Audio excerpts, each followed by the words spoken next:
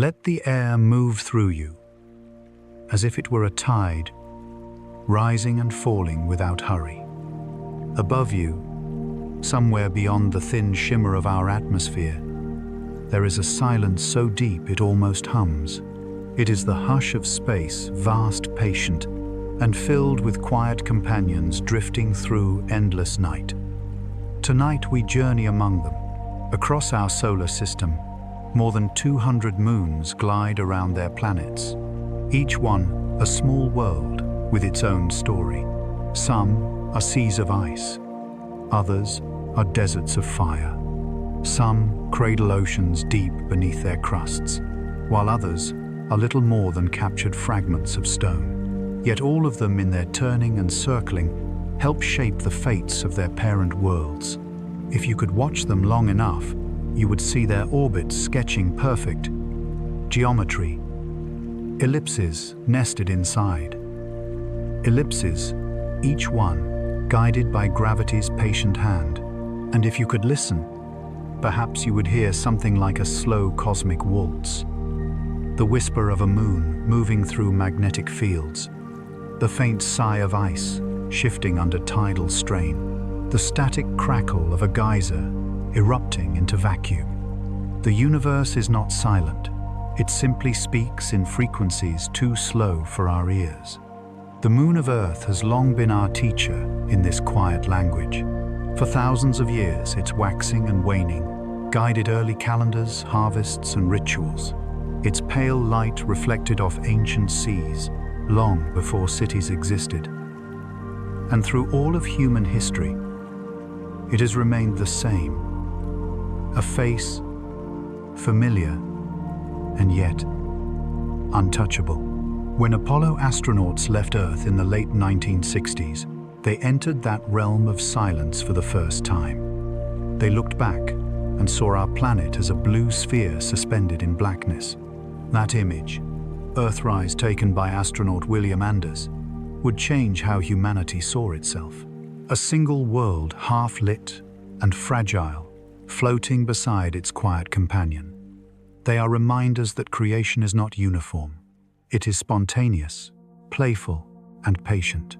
Far beyond the reach of sunlight, there are moons where oceans lie beneath miles of ice, warmed by invisible tides.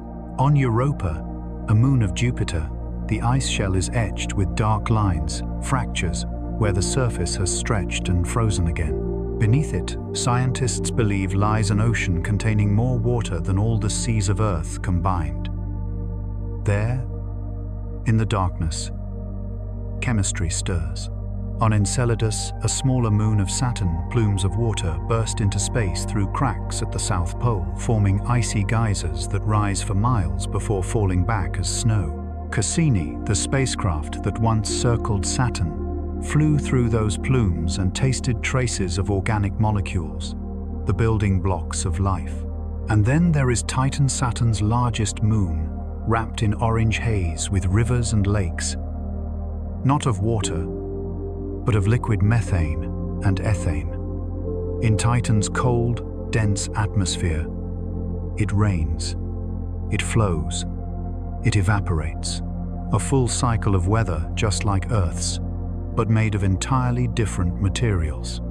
Such places are both alien and intimate.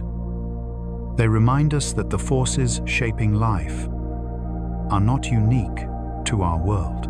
They whisper that we are connected even to the cold and distant. If we drift still farther past Neptune's orbit, we reach Triton, a frozen moon that orbits backward against the direction of Neptune's spin. It was likely captured long ago, pulled from its wandering path into Neptune's deep blue gravity well. Triton's surface vents jets of nitrogen gas into the thin air, creating geysers that rise several miles high.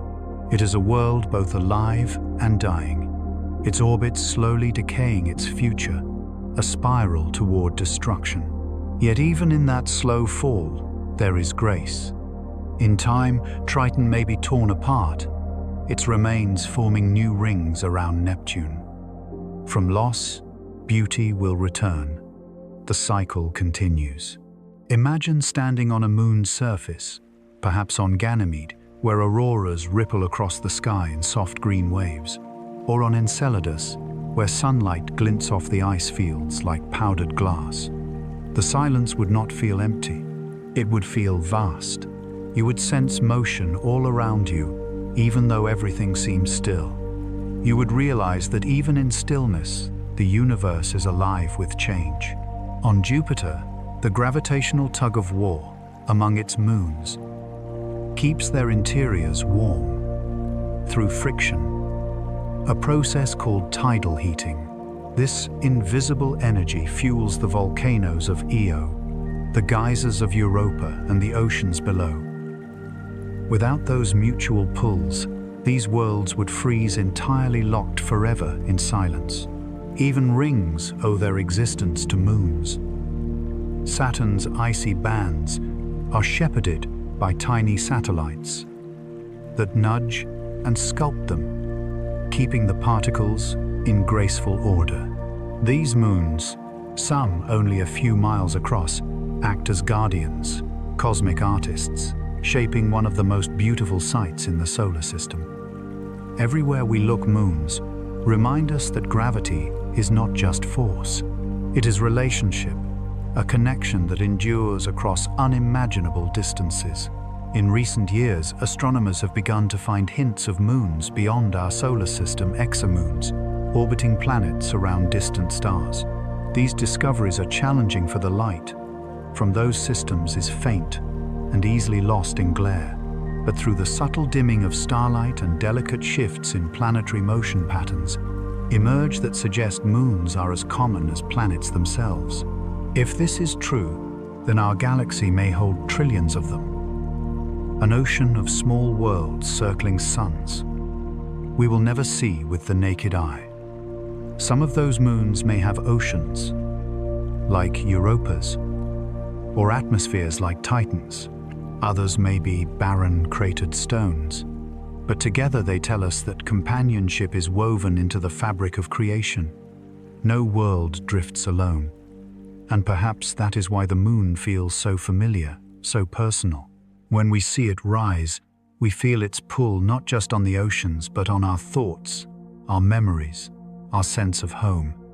Astronomers studying the moon today still find wonder in its simplicity. The laser reflectors placed there by Apollo missions continue to work, allowing scientists to measure the moon's distance with astonishing precision within an inch. From that data, we learned that the moon drifts away from us by roughly 1.5 inches each year. Slowly, invisibly, it is leaving, but the bond remains. Even as it recedes, its gravity holds our tides. Its light guides our nights. Its presence steadies our spin. Distance does not weaken connection. It refines it. Tonight, as you close your eyes, imagine those countless moons, from the icy edges of Europa to the shadowed craters of our own, each one turning, each one glowing faintly in borrowed light. Some circling gas giants that fill half their sky, others orbiting tiny planets barely bright enough to shine. The same light that touches your face once touched them. The same gravity that holds you to the earth holds them in their eternal motion. We are all in some quiet way part of this same grand dance, a choreography written by physics but felt as beauty. So breathe again slowly. Let the vastness settle around you. For in this great silence you are not alone. You are surrounded by companions drifting softly, endlessly together. Long before continents had names and oceans found their rhythm, our moon hung much closer to the newborn Earth, an enormous glowing presence in a sky filled with volcanic smoke and storm. Its pull on the young planet was fierce, lifting tides that rose hundreds of feet higher than those of today, pushing and pulling at the seas until they roared across the coasts like liquid mountains. Earth spun faster, then completing a full rotation in less than 20 hours, while the moon circled in tight orbit, a fiery globe above molten seas, locked in a gravitational embrace that has never truly broken. Over billions of years, that embrace has softened into something more delicate, a quiet, invisible exchange of motion and time.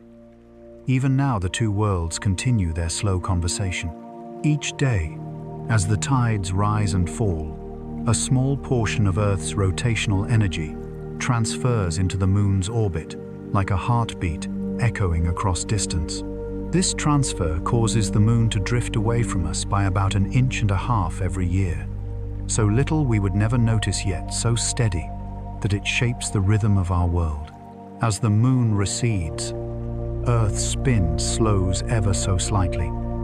Our days lengthen by fractions of a second over centuries. The process is imperceptible, yet constant. A reminder that even the quietest forces in the universe are never truly still. This cosmic drifting is not decay.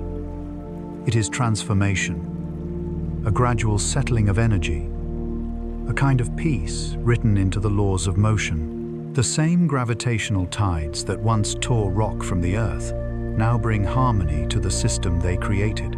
It is the universe's version of growing old, together, slower, calmer, still bound by the same unseen force that began it all. When astronauts placed small mirrored panels on the Moon during the Apollo missions, they unknowingly gave us a way to listen to this slow pulse. Even today, scientists fire laser beams toward those reflectors. Their light, traveling almost 250,000 miles, before touching the lunar dust and bouncing back to Earth. The returning beam is faint, like the echo of a whisper, but it tells us the exact distance between the two worlds with inch-level precision. From that light, we know that the Moon is still gliding away. The signal travels there and back. In just over 2.5 seconds, 2 heartbeats of light carrying across the vacuum, a message 4 billion years old. We are moving apart, but still connected. Each tide that moves against the shore slows Earth's rotation by a fraction of a fraction. It seems impossible that something as gentle as water could slow an entire planet, yet it does. Every century, our day lengthens by roughly 0.002 of a second. It is almost nothing, and yet over millions of years, that nothing becomes everything. In the age of the dinosaurs, a day lasted only about 23 hours, and a year held more than 370 dawns. The Moon shone larger tides, crashed harder, and nights glowed brighter.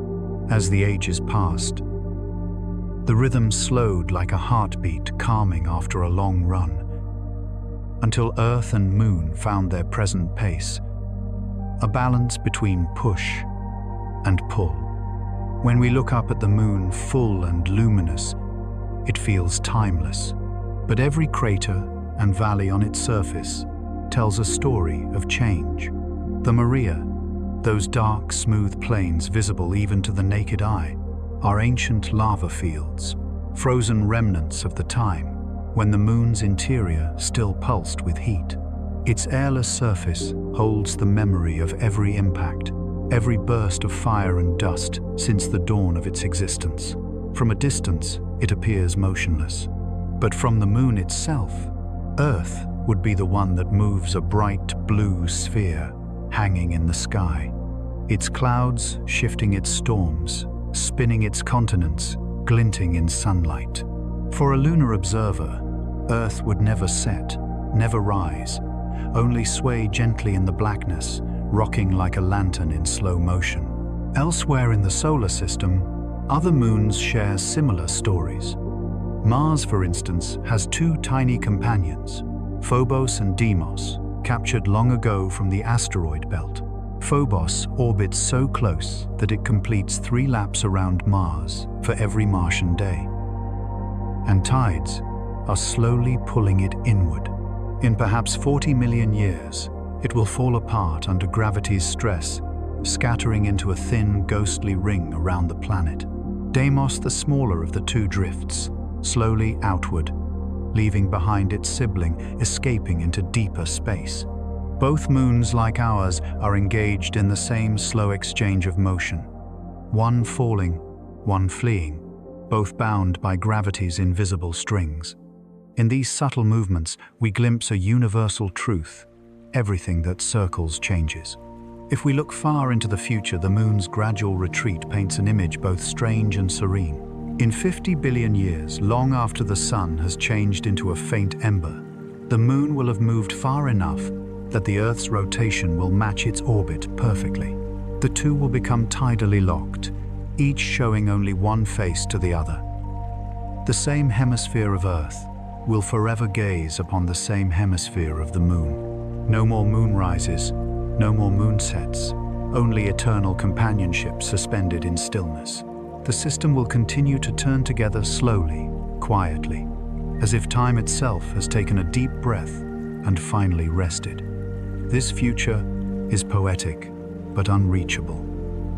No human eyes will see it. Yet it exists not as prophecy, but as consequence, a truth written into the physics of motion. Even the most tranquil balance is born from energy exchanged, from the ceaseless dialogue between bodies that never stop affecting one another.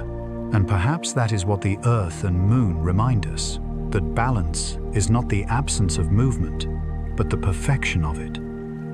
Still here and now, the moon continues its ancient pattern. It waxes and wanes, grows full and fades again, repeating its soft cycle with the precision of a heartbeat. To our ancestors, this was sacred rhythm. Farmers planted seeds by its light. Sailors trusted its pull on the tides.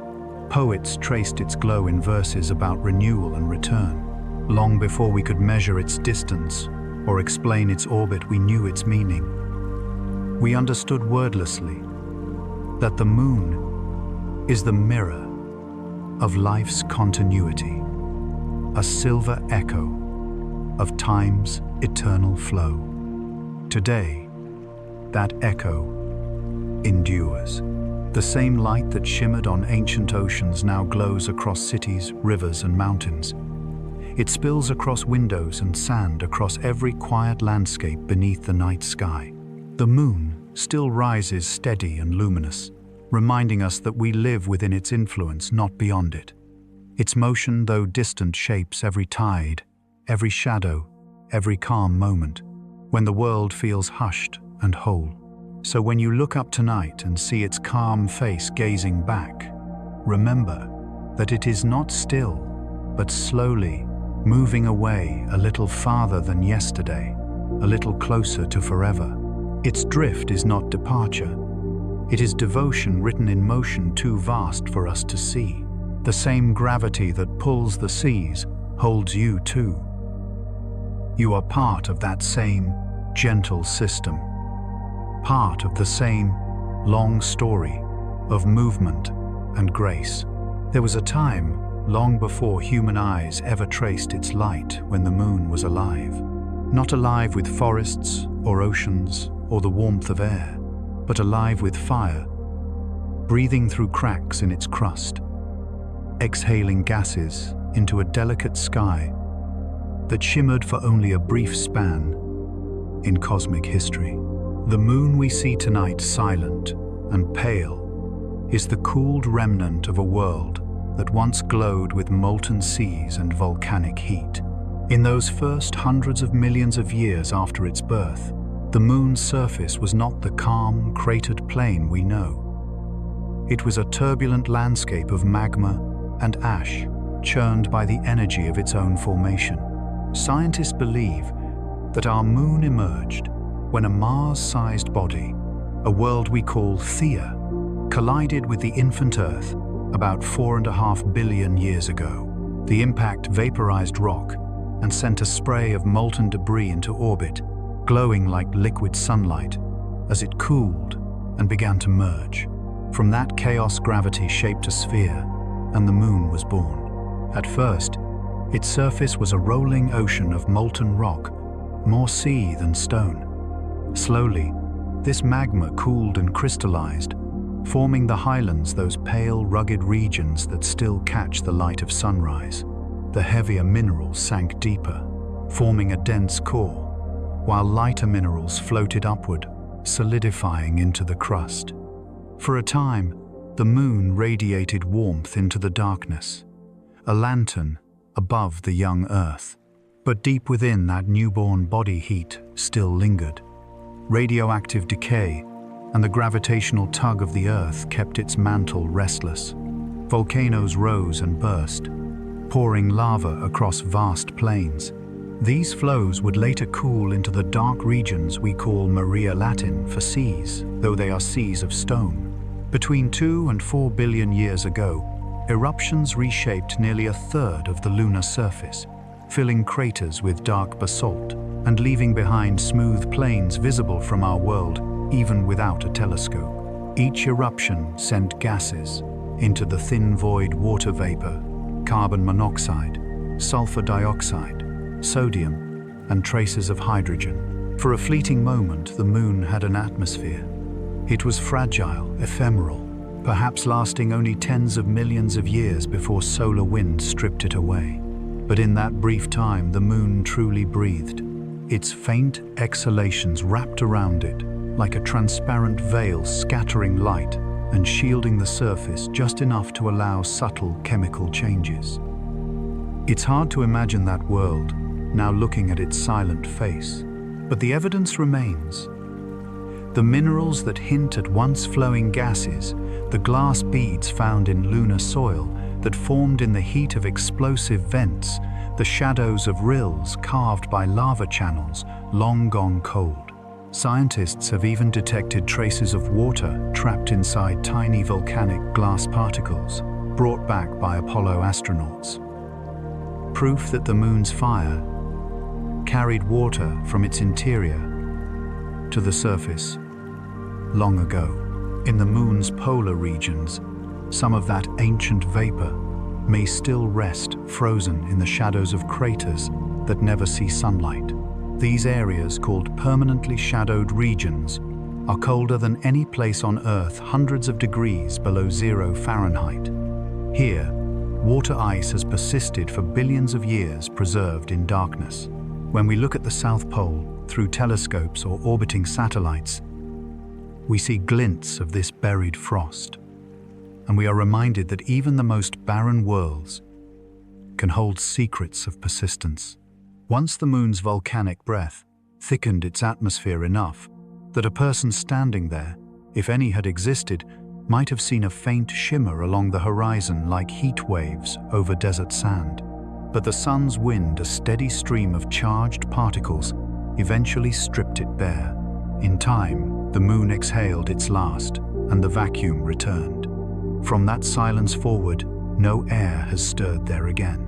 Now the moon lies still a body, without weather, without erosion, its landscape frozen in eternal record. Every impact, every eruption, every tremor is written into its crust. Even moonquakes, the gentle tremors recorded by Apollo instruments, echo through that silence, caused not by tectonics, but by the slow cooling and contracting of rock beneath the surface. The moon shrinks imperceptibly, with each century developing long cliff-like ridges called lobate scarps. They are the wrinkles of an aging world, the quiet sighs of cooling stone. This stillness makes the moon a time capsule. It has no rain to wash away its history, no wind to erase its scars. When you gaze at its face, you are seeing billions of years at once, each crater a frozen moment, each plain a cooled sea. It holds the memory of the solar system's early violence, preserved so perfectly that scientists study it to understand Earth's own forgotten past. For while our planet has changed through erosion, tectonics, and life, the moon has simply remembered. The Apollo missions gave us more than rocks. They gave us perspective. The astronauts who walked on that silent surface reported that the ground beneath their boots smelled faintly of burnt gunpowder lunar dust, warmed by sunlight, sharp and metallic. That dust, called regolith, is made of shattered fragments from countless impacts, ground to powder by time. Every grain carries a record of cosmic collisions, of solar storms, of the ceaseless exchange between light and matter. When astronauts looked up from that grey plane, they saw Earth hanging above the horizon, glowing blue and alive against the black. And in that view, perhaps they realized that our world too was once as fiery and fragile as the moon. Scientists now know that the moon's youthful heat and brief atmosphere were not unique. Similar processes shaped other moons. Io, for instance, still breathes today, its sulfur volcanoes erupting under Jupiter's intense gravity. But unlike Io, our moon cooled and quieted, preserving its volcanic relics rather than renewing them. Its silence became its identity. Yet within that silence, traces of motion remain. Tiny meteorites still strike its surface daily, raising brief puffs of dust that fall back slowly through near weightless air. Charged particles from the solar wind dance across its magnetic fields, creating a faint temporary exosphere of atoms hovering just above the soil. These are echoes, faint reminders that even a still world participates in the universe's endless motion. The moon's story is one of transformation, from molten chaos to patient stillness. It began as a child of fire and became a keeper of memory. It once glowed with heat-exhaled vapors and held a sky, if only for a little while. Now, it reflects sunlight back to us, cold and calm, the same light that warms our seas and feeds our days. It no longer breathes, but in a different way. It allows us to breathe easier, to know our origins, to measure time, to find balance in the cycles it still controls. When we look at the moon, we are not just seeing a rock in space. We are looking at the frozen echo of our own beginnings. Its formation gave Earth stability. Its tides nurtured life. Its light guided the first migrations, the first calendars, the first dreams of worlds beyond our own. And in its stillness, it continues to guide us, a reminder that even silence can speak. Even darkness can shine. So, when the night is clear and the moon glows above you, imagine that ancient world, glowing red beneath volcanic skies, breathing for a moment before falling quiet forever. Picture the thin shimmer of its lost air, the last sigh of its molten heart cooling into stone. And know that this same light you see tonight once rose above fiery seas and storms beyond imagining. The moon has changed, but it has never truly stopped moving. It continues its journey outward, endlessly circling, endlessly reflecting. And though it no longer breathes, it still lives in the tides, in our stories, in the soft rhythm of light and shadow across every quiet night. Not all moons are smooth or round, like the one we know. Many drift through the darkness, shaped more like stones than spheres, rugged, lumpy, imperfect, yet full of character. These are the small moons, the fragments and wanderers of the solar system. They were never large enough for gravity to sculpt them into perfect orbs. Instead, they remain frozen mid-formation, the raw pieces of planetary history left over from creation itself. Each one is a relic of chaos, holding the shapes of collisions, the scars of time, and the beauty of imperfection. Mars, our red neighbor, offers two of the most famous examples, Phobos and Deimos. Both are irregular, battered worlds that look more like asteroids than proper moons. Phobos, the larger of the two, is only about 14 miles across. It orbits Mars so closely that it races around the planet 3 times each Martian day. Its shape is distorted, uneven, with deep grooves and craters that stretch like claw marks across its surface. Some scientists believe those scars are the first signs of its slow destruction, fractures forming as Mars's gravity pulls it inward inch by inch. One day, perhaps 50 million years from now, Phobos will cross a critical boundary called the Roche limit, the point where tidal forces will rip it apart. The pieces will scatter, forming a thin, dusty ring around Mars. For a while, the planet will wear its moon like a crown of ashes, a ring of memory drifting in orbit. Deimos, by contrast, lives a quieter life. Smaller, smoother, and farther away, it drifts outward from Mars, escaping slowly into the cold of space. It reflects little sunlight, just a faint glimmer, almost invisible to the naked eye. To stand on the Martian surface and watch Deimos rise would be to witness stillness itself, a tiny dot moving so slowly that it might take days to notice its change. Phobos rushes overhead like a restless thought.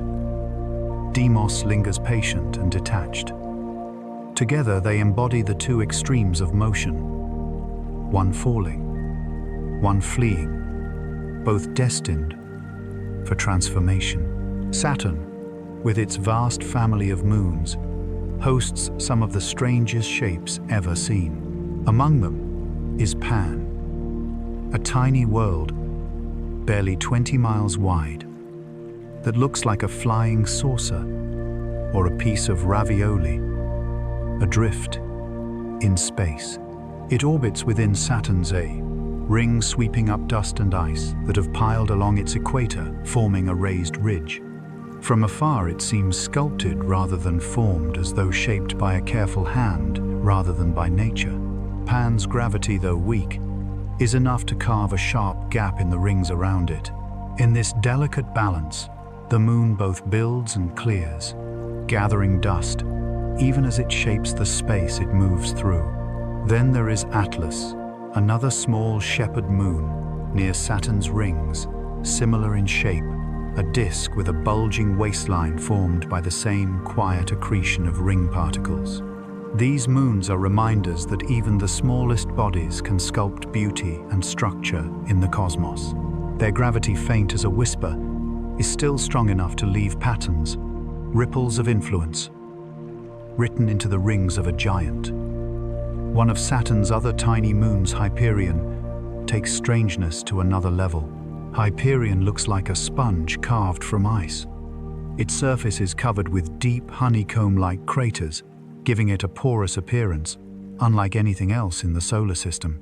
Its density is so low that much of it is empty space, a loose pile of icy rubble barely held together by gravity. It tumbles chaotically as it orbits, spinning unpredictably, never showing the same face twice. No other moon moves quite like it. If you were to stand on Hyperion, you would never know where the horizon might tilt next. Its motion is a dance of disorder, a slow tumble through Saturn's faint light, timeless and strange.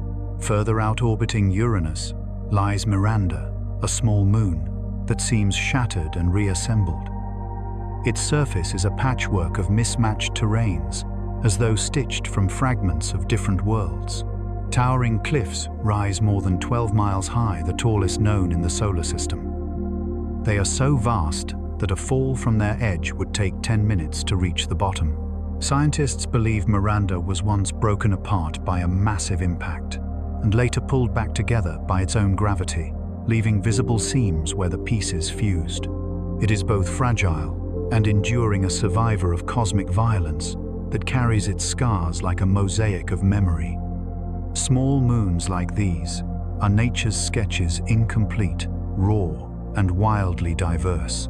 Unlike the larger rounded moons that act as miniature planets, these irregular bodies still bear the fingerprints of creation. Some were born from collisions, thrown from larger worlds, like sparks from a forge.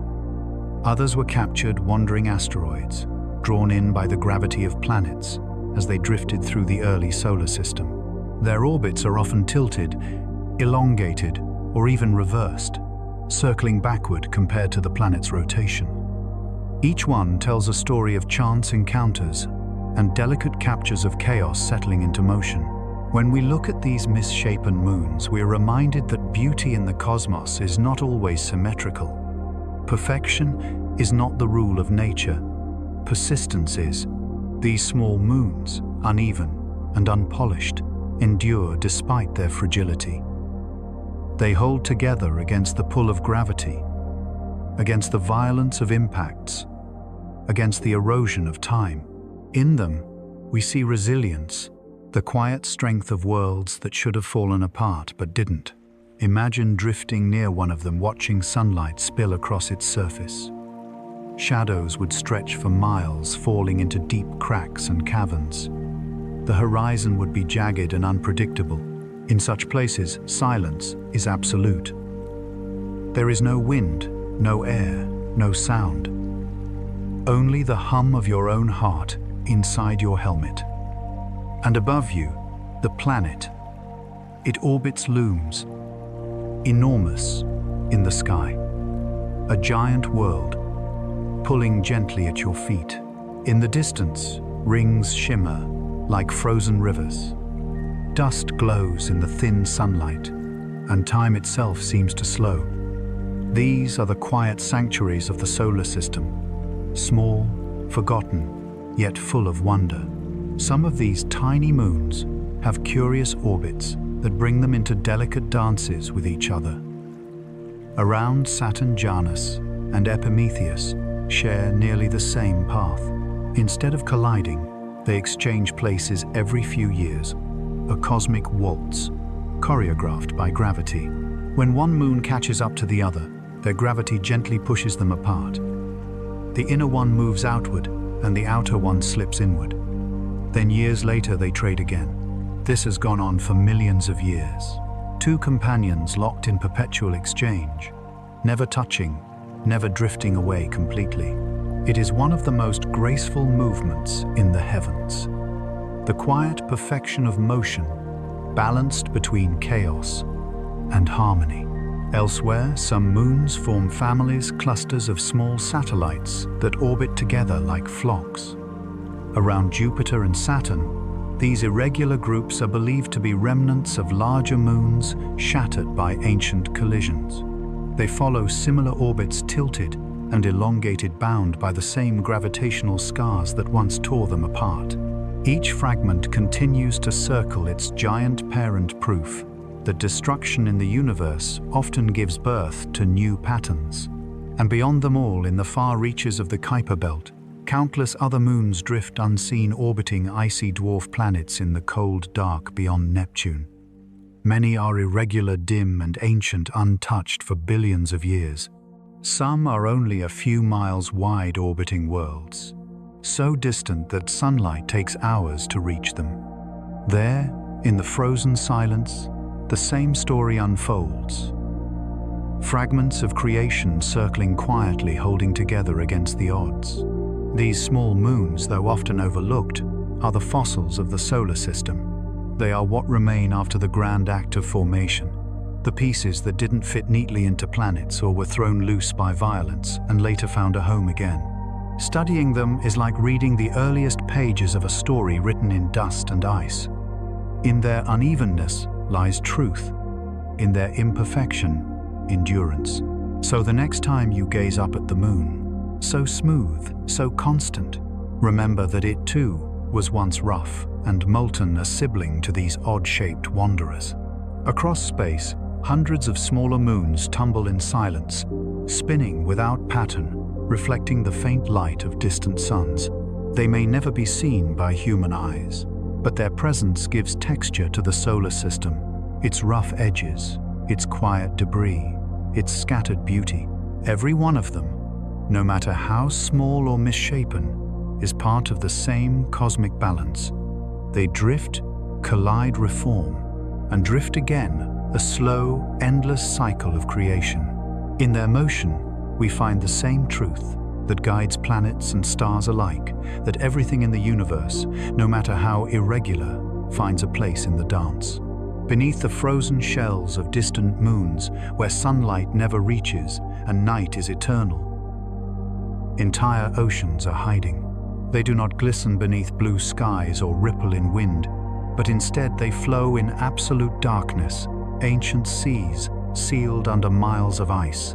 These are the hidden waters of the outer solar system, and they may hold not only the secrets of chemistry, but the quiet possibility of life itself. When Galileo first turned his telescope toward Jupiter, he could not have imagined that centuries later we would find oceans orbiting the giant he studied.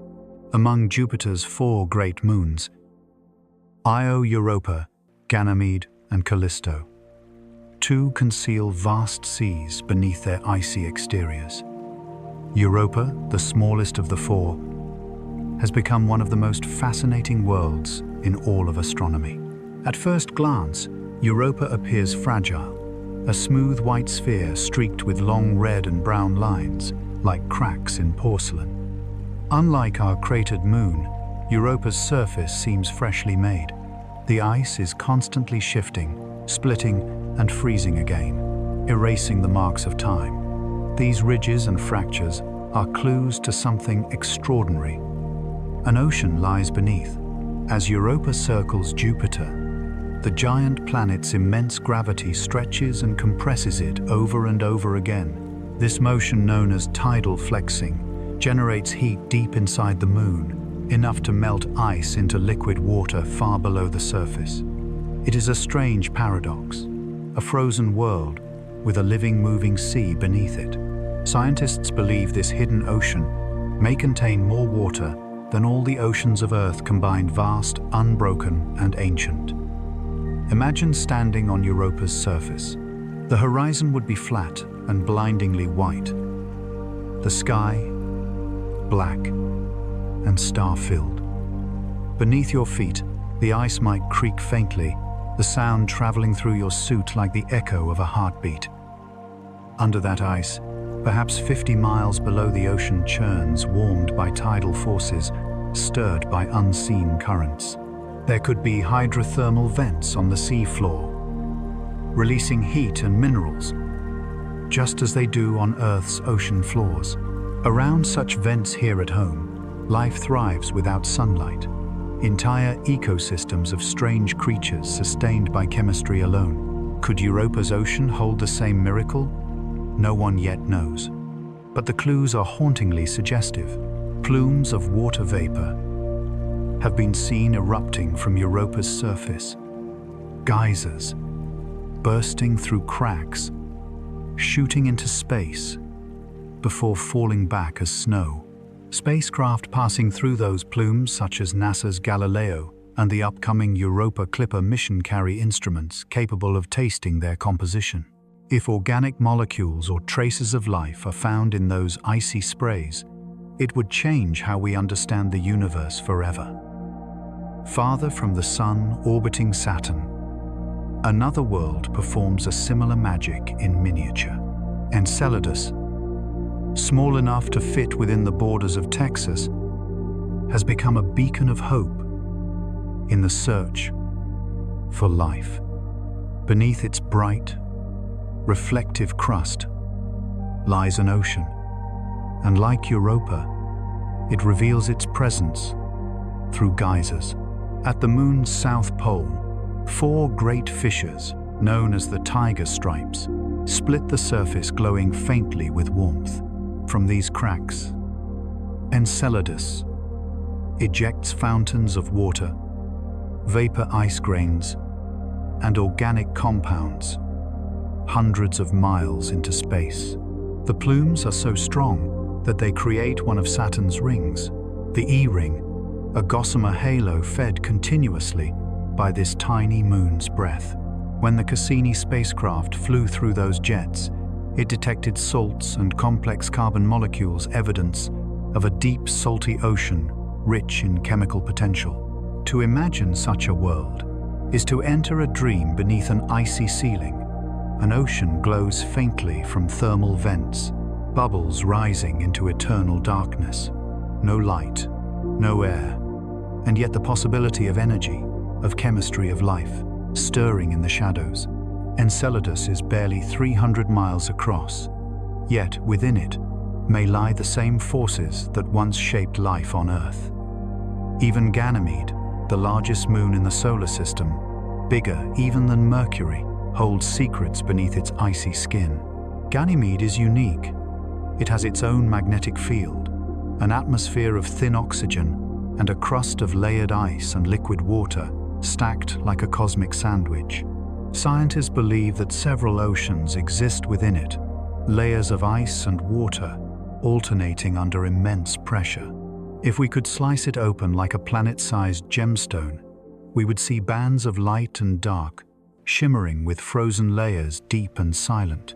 Its magnetic field flickers with auroras glowing at the poles where charged particles meet the ice. A moon that behaves like a planet alive with motion, its heart still molten from within. And then there is Callisto, the outermost of Jupiter's large moons.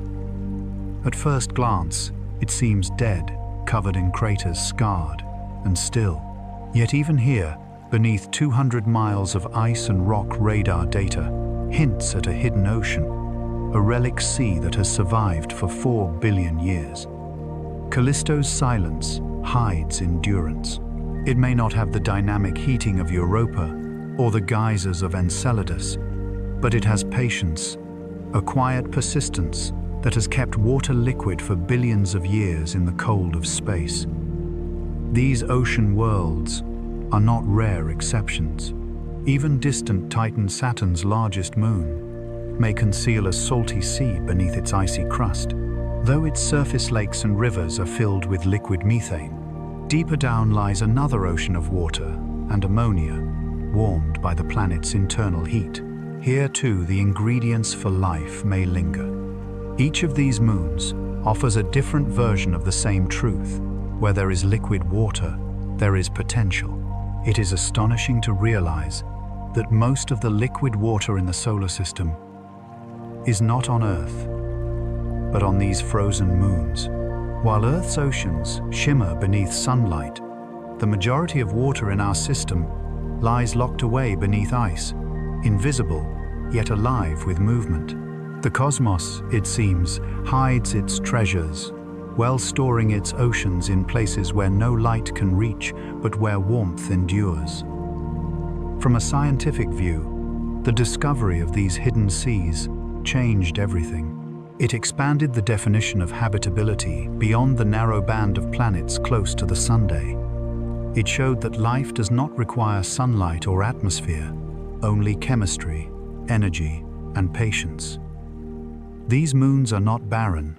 They are laboratories of creation, each whispering that the spark of life may flicker even in the farthest darkness. From a human view, they speak to something deeper. They remind us that beneath every surface, even the coldest and hardest, there may be something fluid, something living, something waiting to be found. That beneath silence, there is motion. Beneath stillness, warmth. Europa and Enceladus are not merely icy spheres. They are metaphors for the universe itself, frozen above, alive below.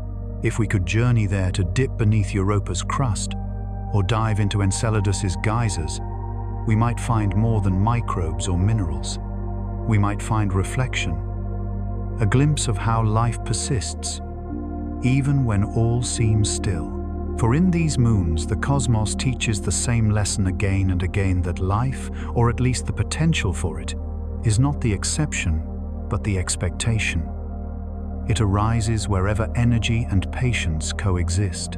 Perhaps that is why the study of these ocean worlds moves us so deeply. They are not fiery or grand like the Sunday. They do not shine like stars or command attention like gas giants. They whisper rather than roar. Their beauty lies in secrecy, in the unseen motion beneath their stillness. They remind us that the universe too has hidden depths, and that not all miracles burn brightly. Some drift quietly beneath layers of ice, waiting for the right light to find them. So as you listen now, picture it. A moon turning slowly in the dark, its frozen crust cracked like old glass, faint plumes of vapor, escaping into the vacuum. Beneath that frozen plain, an ocean breathes patient, timeless, and alive. In that thought lies wonder enough to carry you to sleep, to remind you that the universe, vast and silent, still hums softly with the possibility of life. They are the Titans of the solar system. Immense worlds of gas and storm, each surrounded by a retinue of moons that shimmer like fireflies in orbit. These are the giant planets: Jupiter, Saturn, Uranus, and Neptune. They rule the outer reaches of our solar system, and around them, dozens of moons drift like ancient companions, each one shaped by the gravity and power of its parent. Together they form miniature solar systems, entire realms within realms where silence meets scale and the laws of motion write their own symphony. If Earth and its moon are a duet, then Jupiter and its family are a full orchestra. The giant planet holds more than 90 moons in its gravitational embrace, from the tiny and irregular to the immense and world-sized. 4 of them stand out: Io, Europa, Ganymede, and Callisto. The Galilean moons, first seen by Galileo in 1610. Through his small telescope, he watched them move night after night, realizing that not everything revolved around the Earth. Those 4 points of light changed how humanity saw the cosmos forever. Jupiter's size is beyond comprehension. It is more massive than all the other planets combined. Its atmosphere, a storm-torn tapestry of bands and tempests. The Great Red Spot, a hurricane larger than Earth, has raged for centuries. And all the while, its moons circle like dancers in a ceaseless gravitational waltz. Each of the Galilean moons is a world unto itself, distinct in nature and personality. Io is the closest and the most violent. Its surface boils with sulfur and molten rock, reshaped constantly by volcanoes. As it races around Jupiter, tidal forces stretch and squeeze it like a ball of clay, heating its interior until it glows.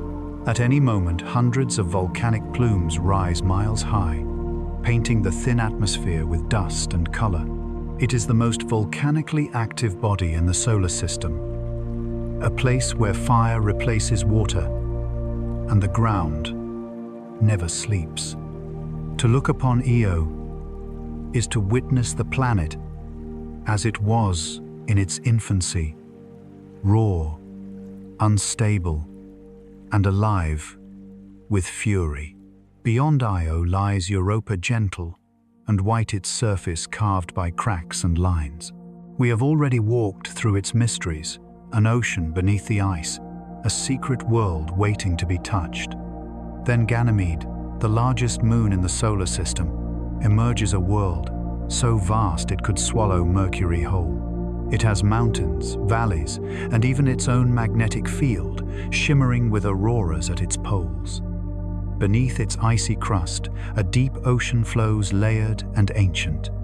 And farthest out, Callisto orbits in solitude, cratered, dark and old. It is perhaps the most ancient surface in the solar system, untouched for billions of years, a cosmic fossil recording the age of creation itself. Each of these moons, though unique, shares a single story.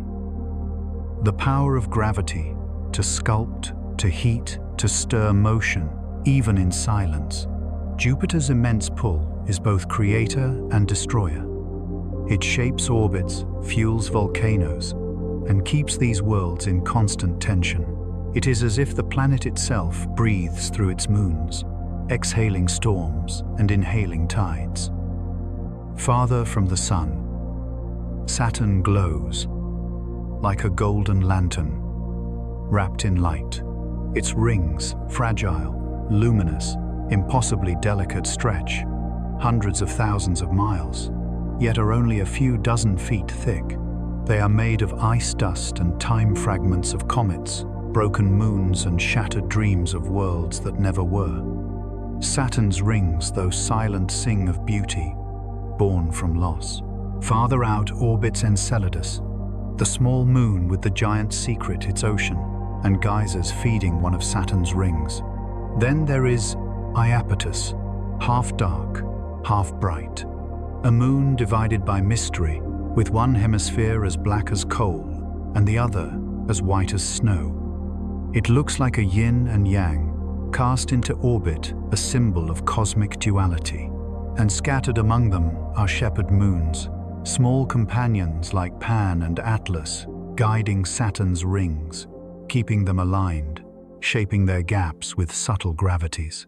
Saturn's system feels different from Jupiter's. Where Jupiter's realm is ruled by chaos and heat, Saturn's feels calm, balanced, almost meditative. Its beauty lies in structure, a harmony of motion. Every moon and ring particle contributes to the whole. Each movement, perfectly timed, perfectly placed. It is a clockwork made of light and silence. Beyond Saturn, Uranus drifts in a blue-green calm, tipped on its side like a sleeping giant.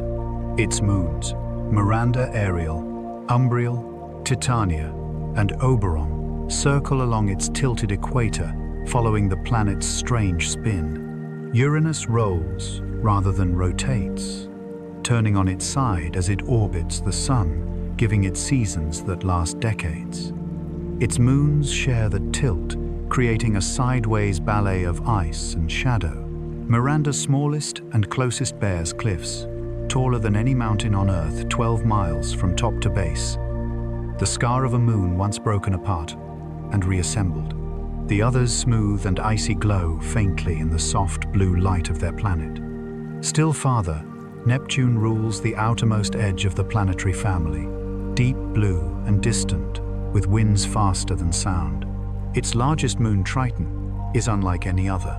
It orbits backward, a captured world drawn from the Kuiper belt, likely once a dwarf planet in its own right. Its surface is pale and streaked with nitrogen frost, and geysers of gas erupt from its crust, rising miles into the thin air. Triton is slowly falling inward, spiraling toward its parent planet. One day, it will be torn apart, becoming rings around Neptune, repeating the eternal cycle of creation through loss. Each of these giants, Jupiter, Saturn, Uranus, and Neptune, tells a story about gravity's artistry. Around them, small worlds move in precise patterns, their fates intertwined. They show us that the universe is not a place of chaos, but of balance, where even destruction creates beauty and silence gives birth to rhythm. The great planets are not alone. They are surrounded by family, by light, by orbiting companions that remind us of connection in its grandest form. If you could stand far enough away, perhaps beyond Pluto's path, and look back upon the solar system, you would see the Sun glowing softly at the center, and around it these vast spheres turning in stately motion. The inner planets, Mercury, Venus, Earth, and Mars, would be faint dots, quick and bright. But beyond them, the giants would dominate the scene. Jupiter, Saturn, Uranus, Neptune, each wrapped in bands, rings, and clouds, each surrounded by their retinues of moons. Together, they form the grand architecture of our celestial home, the slow, graceful machinery of time itself. For billions of years, they have turned in harmony, their moons caught in the flow, like thoughts around a steady mind. Every orbit is a note in an ancient song, every revolution a verse of quiet balance. The giants breathe in centuries, their days spanning hours, their years stretching into decades or centuries. Time moves differently there, slower, deeper, vast and unhurried. To gaze upon them is to see endurance made visible. In their presence, one feels the humility of scale, how small we are, yet how perfectly placed within the same cosmic rhythm. The same gravity that binds these titans binds us. The same light that glows on Saturn's rings warms the Earth and fills our lungs. In the silence between their orbits, one can almost hear it, the faint hum of the universe, continuing steady and eternal. And so, as the great planets drift through their endless circuits, carrying their moons like gentle thoughts, we remember that companionship is woven into the fabric of existence. Even in the farthest reaches of darkness, no world travels alone. Not all moons endure. Some are lost to the gravity that once held them, broken apart or swallowed by the very worlds they orbited. Others were never truly moons to begin with, just wanderers, asteroids caught for a moment in a planet's pull before drifting away again. The story of the solar system is not only one of creation and harmony, but also of loss and quiet dissolution. Every fragment that circles in darkness, every speck of dust in a ring, is the remnant of something that once was whole. The universe keeps no sentiment for its architecture. It builds and breaks with equal patience. A moon can orbit for billions of years, yet in time, tides and friction conspire to undo it. Some spiral inward, their paths decaying as they draw closer to their planets, pulled faster and faster until they cross a line beyond which no world can remain intact, the Roche limit where gravity tears rather than holds. It is a quiet kind of ending, the way light fades at dusk, gradual and inevitable. Phobos, the inner moon of Mars, is one of these doomed companions. With each orbit, it edges closer to its planet by a fraction of an inch. The same tidal forces that have sent Earth's moon drifting outward work in reverse here. Mars pulls Phobos down, tugging at it relentlessly. In about 50 million years, it will be torn apart, its rubble scattering into orbit as a faint dusty ring. For a brief while, Mars will wear that ring like a halo, an echo of the moon it once held dear. Then even that will fade, and the dust will fall back to the surface, painting the red plains with a fine layer of ash. Farther away, in the realm of Saturn, destruction and creation coexist in balance. Saturn's magnificent rings, those luminous bands of ice and rock, may themselves be the remains of a lost moon. Some scientists believe that long ago, one of Saturn's ancient satellites wandered too close, shattered by gravity's force. Its debris spreading into the thin, flat circle we see today. Those rings, fragile as they seem, will not last forever. Over time, the tiny ice particles lose energy, raining slowly down onto the planet's atmosphere, a celestial snowfall that will over eons erase the rings entirely. What remains then will be memory, the ghost of a moon that became beauty before vanishing. This pattern of loss is repeated everywhere.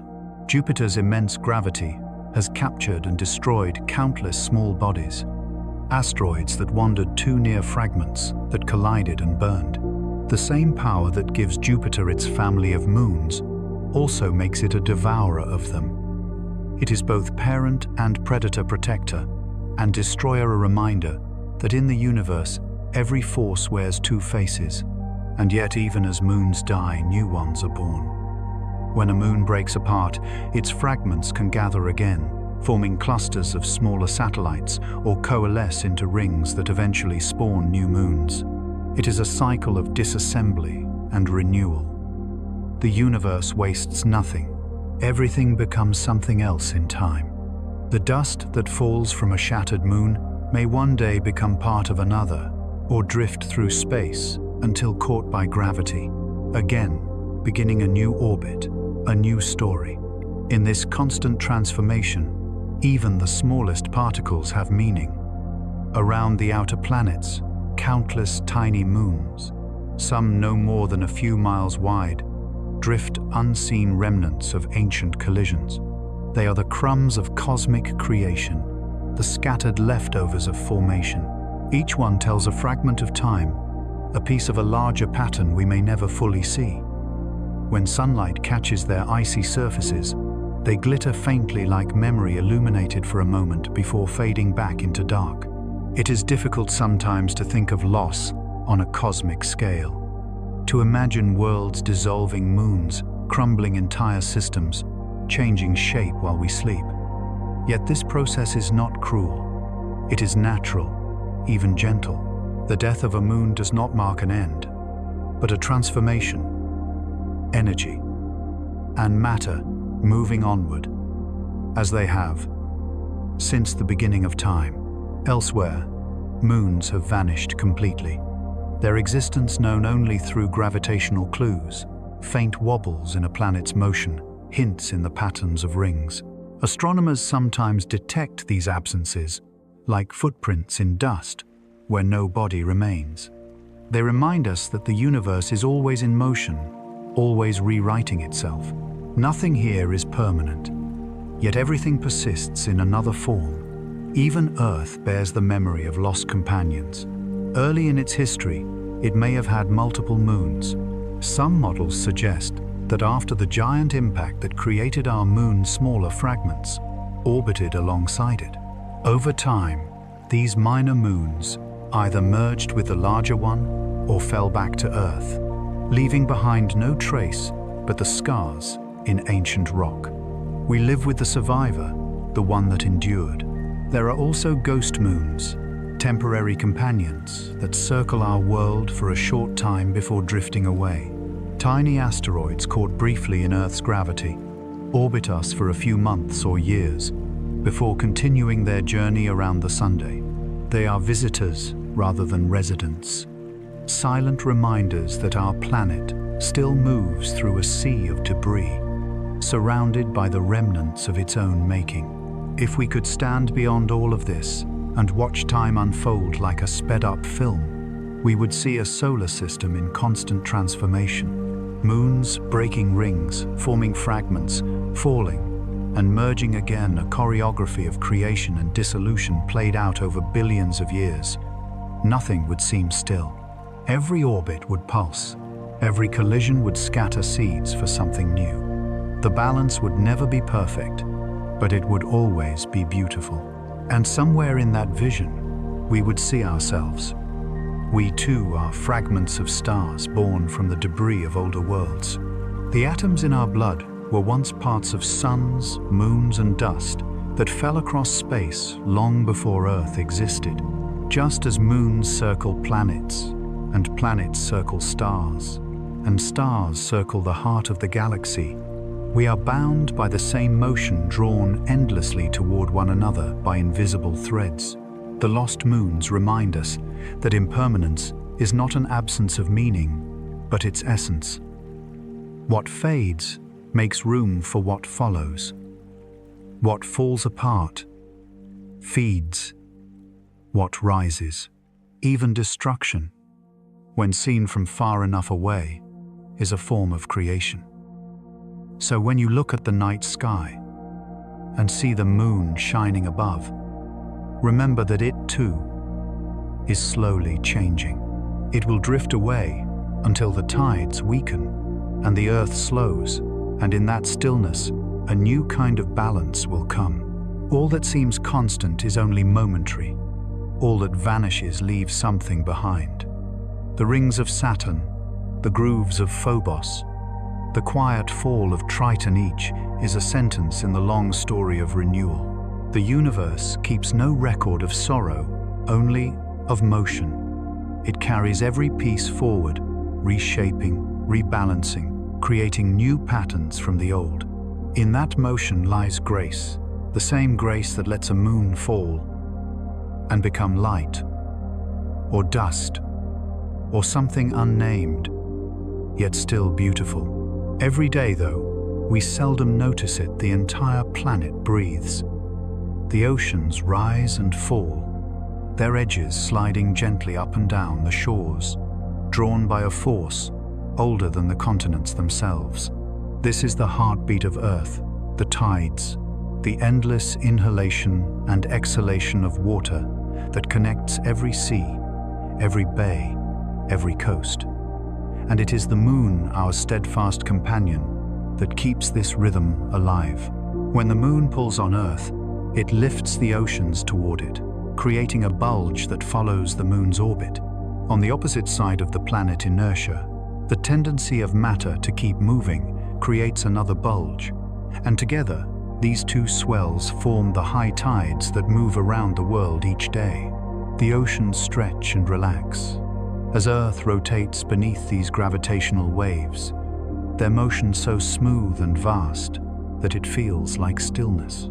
Yet, this gentle tug of the moon, acting through gravity alone, moves billions of tons of water twice every day. It is an invisible hand shaping the face of the Earth. The tides are more than just water rising and falling. They are cycles of balance connecting the heavens and the sea in an unbroken dialogue. Without the moon, our tides would still exist, pulled weakly by the sun, but they would be faint, almost still. The moon adds pulse rhythm power. It turns the planet into a living organism, its liquid body shifting in response to the sky. The oceans are its lungs, and the moon is its breath. Long before humans measured time by clocks, they measured it by tides. Fishermen, sailors, and farmers learned the moon's patterns by sight alone. The waxing crescent, the glowing full, the fading sliver of the waning phase. Each stage told them where the tides would be, when to fish, when to plant, when to travel the coasts. In that rhythm, early humans found predictability, comfort, and connection. They understood the link between sky and sea instinctively, long before the language of gravity existed. Even today, the tides shape our world in quiet ways. They mix the oceans, circulating nutrients that sustain marine life. They stir the shallow seas, helping coral reefs breathe, allowing oxygen to reach the depths. They carve coastlines, sculpting cliffs, estuaries, and bays with patience beyond comprehension. Over millions of years, tides have written the geography of continents, the edges of islands, the shapes of deltas, the sinuous arms of river mouths. Each wave that withdraws carries grains of sand away only to return them elsewhere. It is a constant rewriting of the planet's borders, wordless and eternal. On a calm night, if you stand by the shore and watch the water creep upward, you are watching the moon's work. The pull you feel, though invisible, is ancient. The same force that once stirred the first life in the tidal pools of early Earth. 4 billion years ago, as the young moon orbited much closer, tides were immense waves, hundreds of feet high, racing inland, and then retreating, mixing the oceans with raw energy. And though time has softened the tides, they still speak to life in every corner of the sea. The smallest creatures, plankton, drifting near the surface, rise and fall with them. Whole ecosystems, from coral reefs to coastal wetlands, time their patterns of feeding and reproduction to the moon's pull. Sea turtles crawl onto beaches under full moons to lay their eggs, guided by ancient instinct. Certain fish spawn when the tides reach their highest points, ensuring their young are carried safely to the open sea. Even birds and plants respond, their rhythms subtly aligned with the moon's cycle. The entire biosphere, from the depths to the shores, dances to this gravitational song. But the moon's influence is not limited to the sea. The same gravitational pull affects the solid Earth itself. The planet's crust flexes and relaxes by inches every day, invisible to us, but measurable. Scientists call this Earth tide, a gentle stretching of rock and soil as the moon passes overhead. Even the atmosphere responds, with air pressure rising and falling in faint correspondence to the moon's position. Everything: stone, air, ocean, and life moves together under its touch. It is remarkable to think that the moon, though smaller than Earth and nearly 250,000 miles away, has such power. Yet gravity, though weak in small measures, becomes mighty over time. Its reach is infinite, its patience eternal. It is not forceful but persuasive, guiding everything through subtle attraction. It reminds us that strength need not shout to be felt, that the softest pulls can move the greatest masses. When we look at the tides, we are witnessing the essence of balance. The sun pulls too, though, from far greater distance, and its influence combines with the moon's to create the tide's familiar patterns. When the sun, moon, and earth align during new and full moons, their combined gravity creates spring tides higher and lower than usual. When the moon is at a right angle to the sun, their effects counter each other, producing neap tides, gentler and more even. In these alternating rhythms, the cosmos writes a lesson in equilibrium, a steady harmony between competing pulls. Even the slow retreat of the moon, moving outward from Earth year by year, subtly changes the tides. As it drifts away, the tidal forces weaken the ocean's breathing slows. In millions of years, Earth's rotation will lengthen further. The days will stretch longer, and the seas will move in a quieter rhythm, but they will never stop. The relationship between Earth and Moon may evolve, but it will endure a quiet dialogue, continuing across eons. And when you close your eyes, you can almost feel it. The slow rising of the tide, the long exhale, as it falls away, the pause, in between, when the water seems to hold its breath. That pause, that stillness between motion, is where peace lives.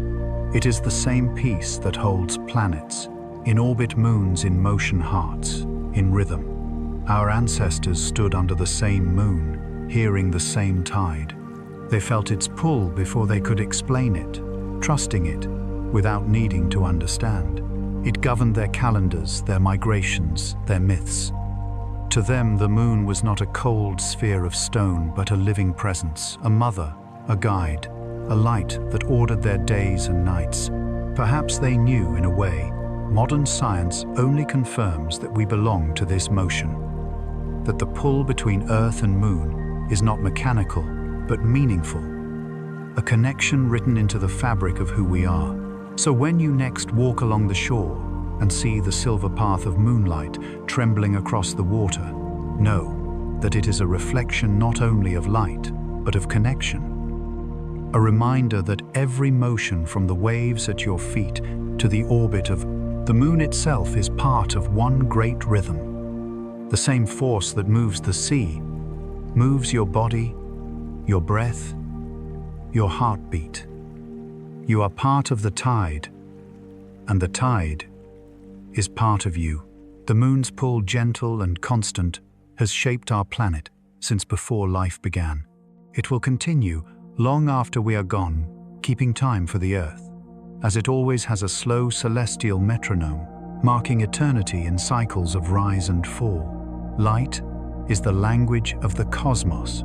It travels across impossible distances, touches worlds, and reveals their faces. Without light, even the most beautiful moon would remain unseen, a silent traveler wrapped in shadow. But when sunlight reaches it, something extraordinary happens.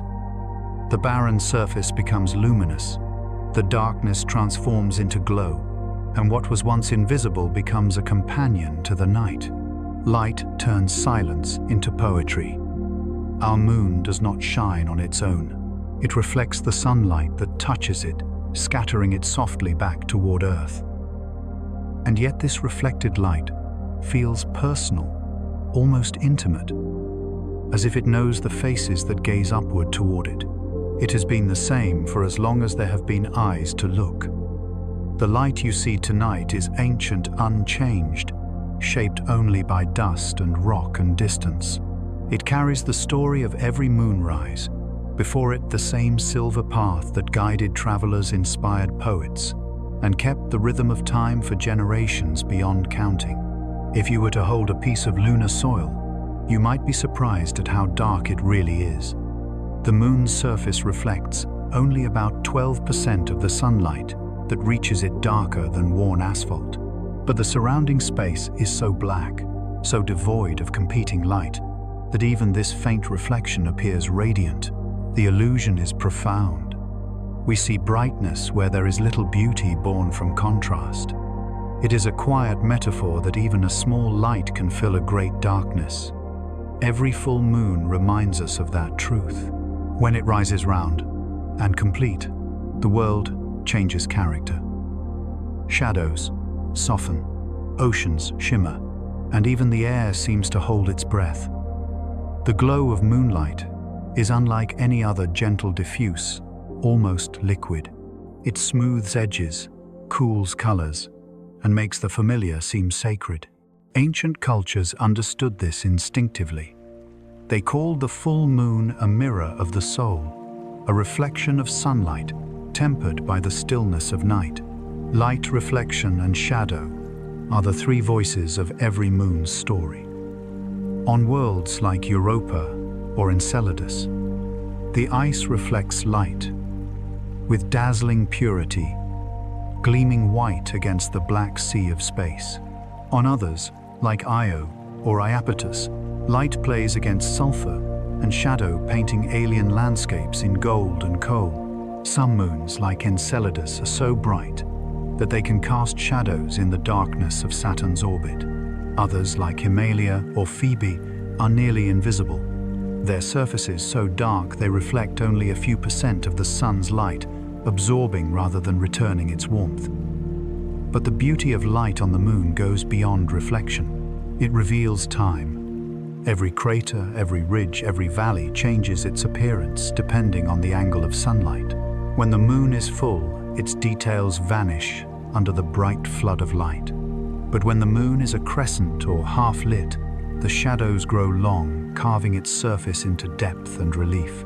The line between light and dark, the Terminator moves slowly each night, uncovering the landscape piece by piece. Watching it is like watching a slow sunrise over a silent world. The same play of light and shadow happens on moons across the solar system. On Europa, sunlight glances across icy cracks, making them glimmer like frozen rivers.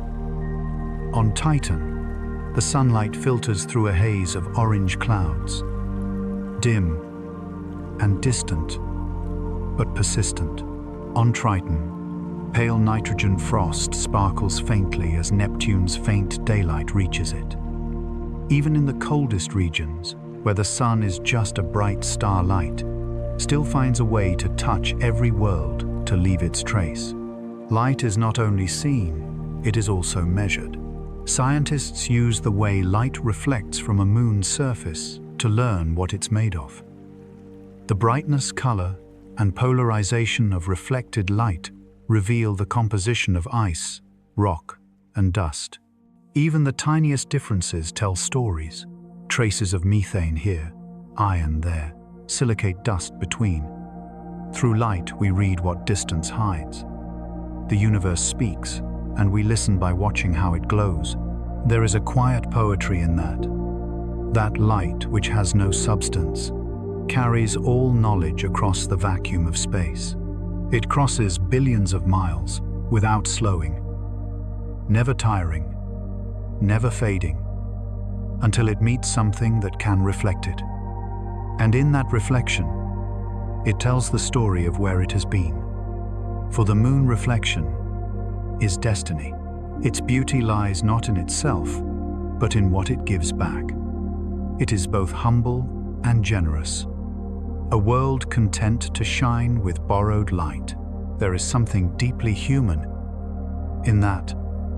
The way we too reflect what we receive, turning experience into expression, observation into meaning. The moon teaches us that brightness does not always come from within.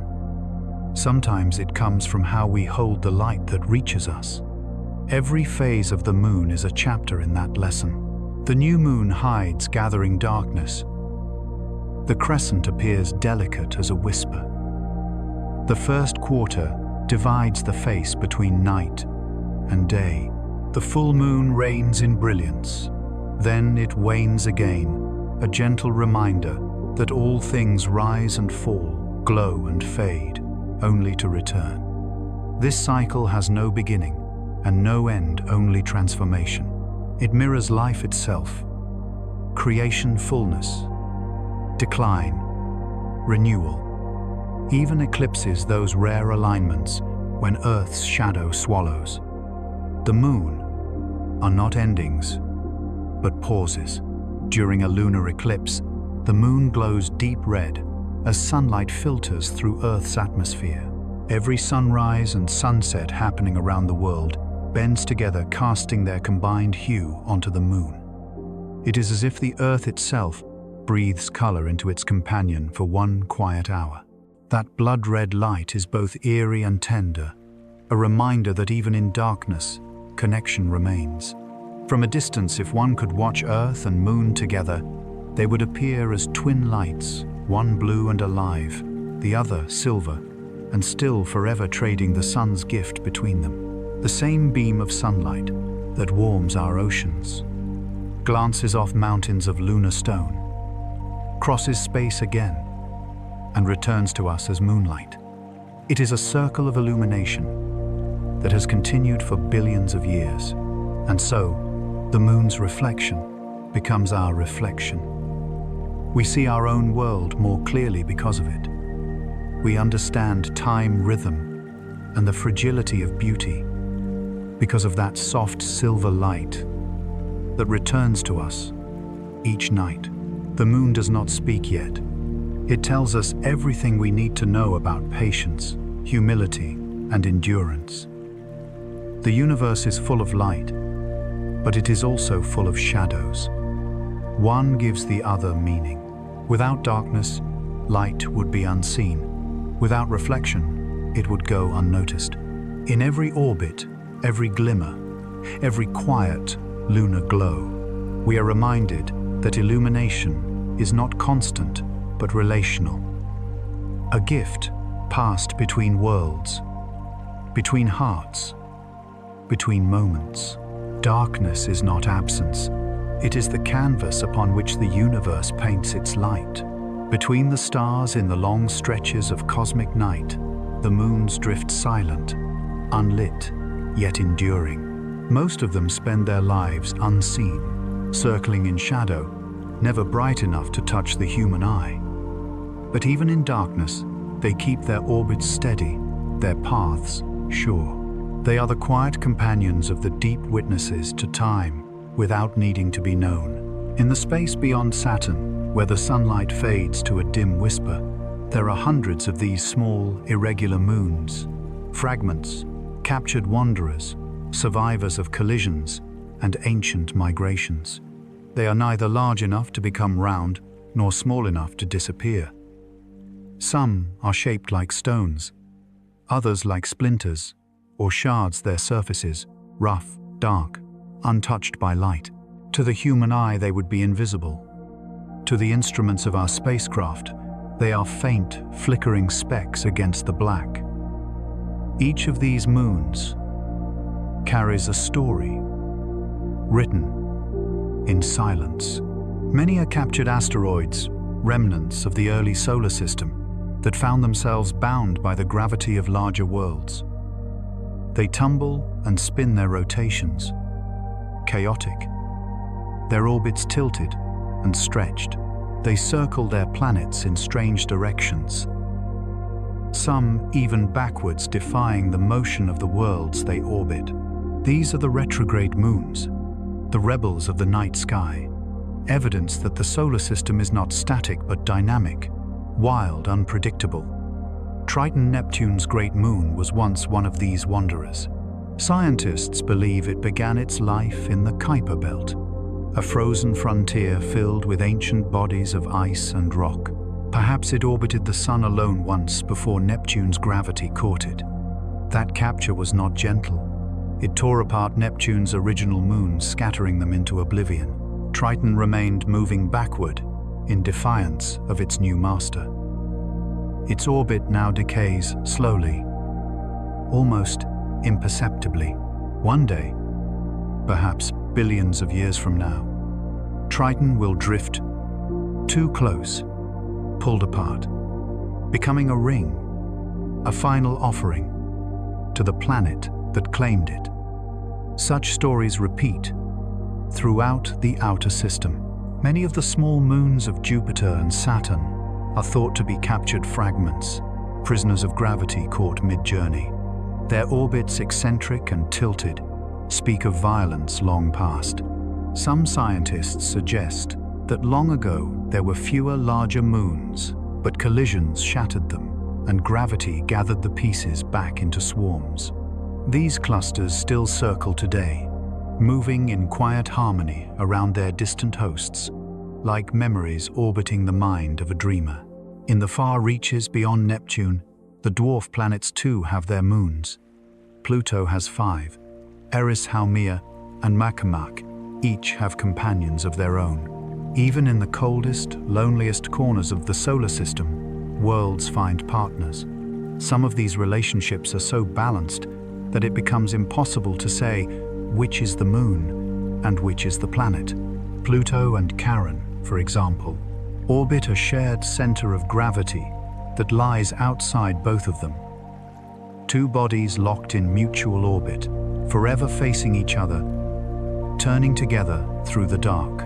It is not a planet and its moon, but a duet, a cosmic dance of equals.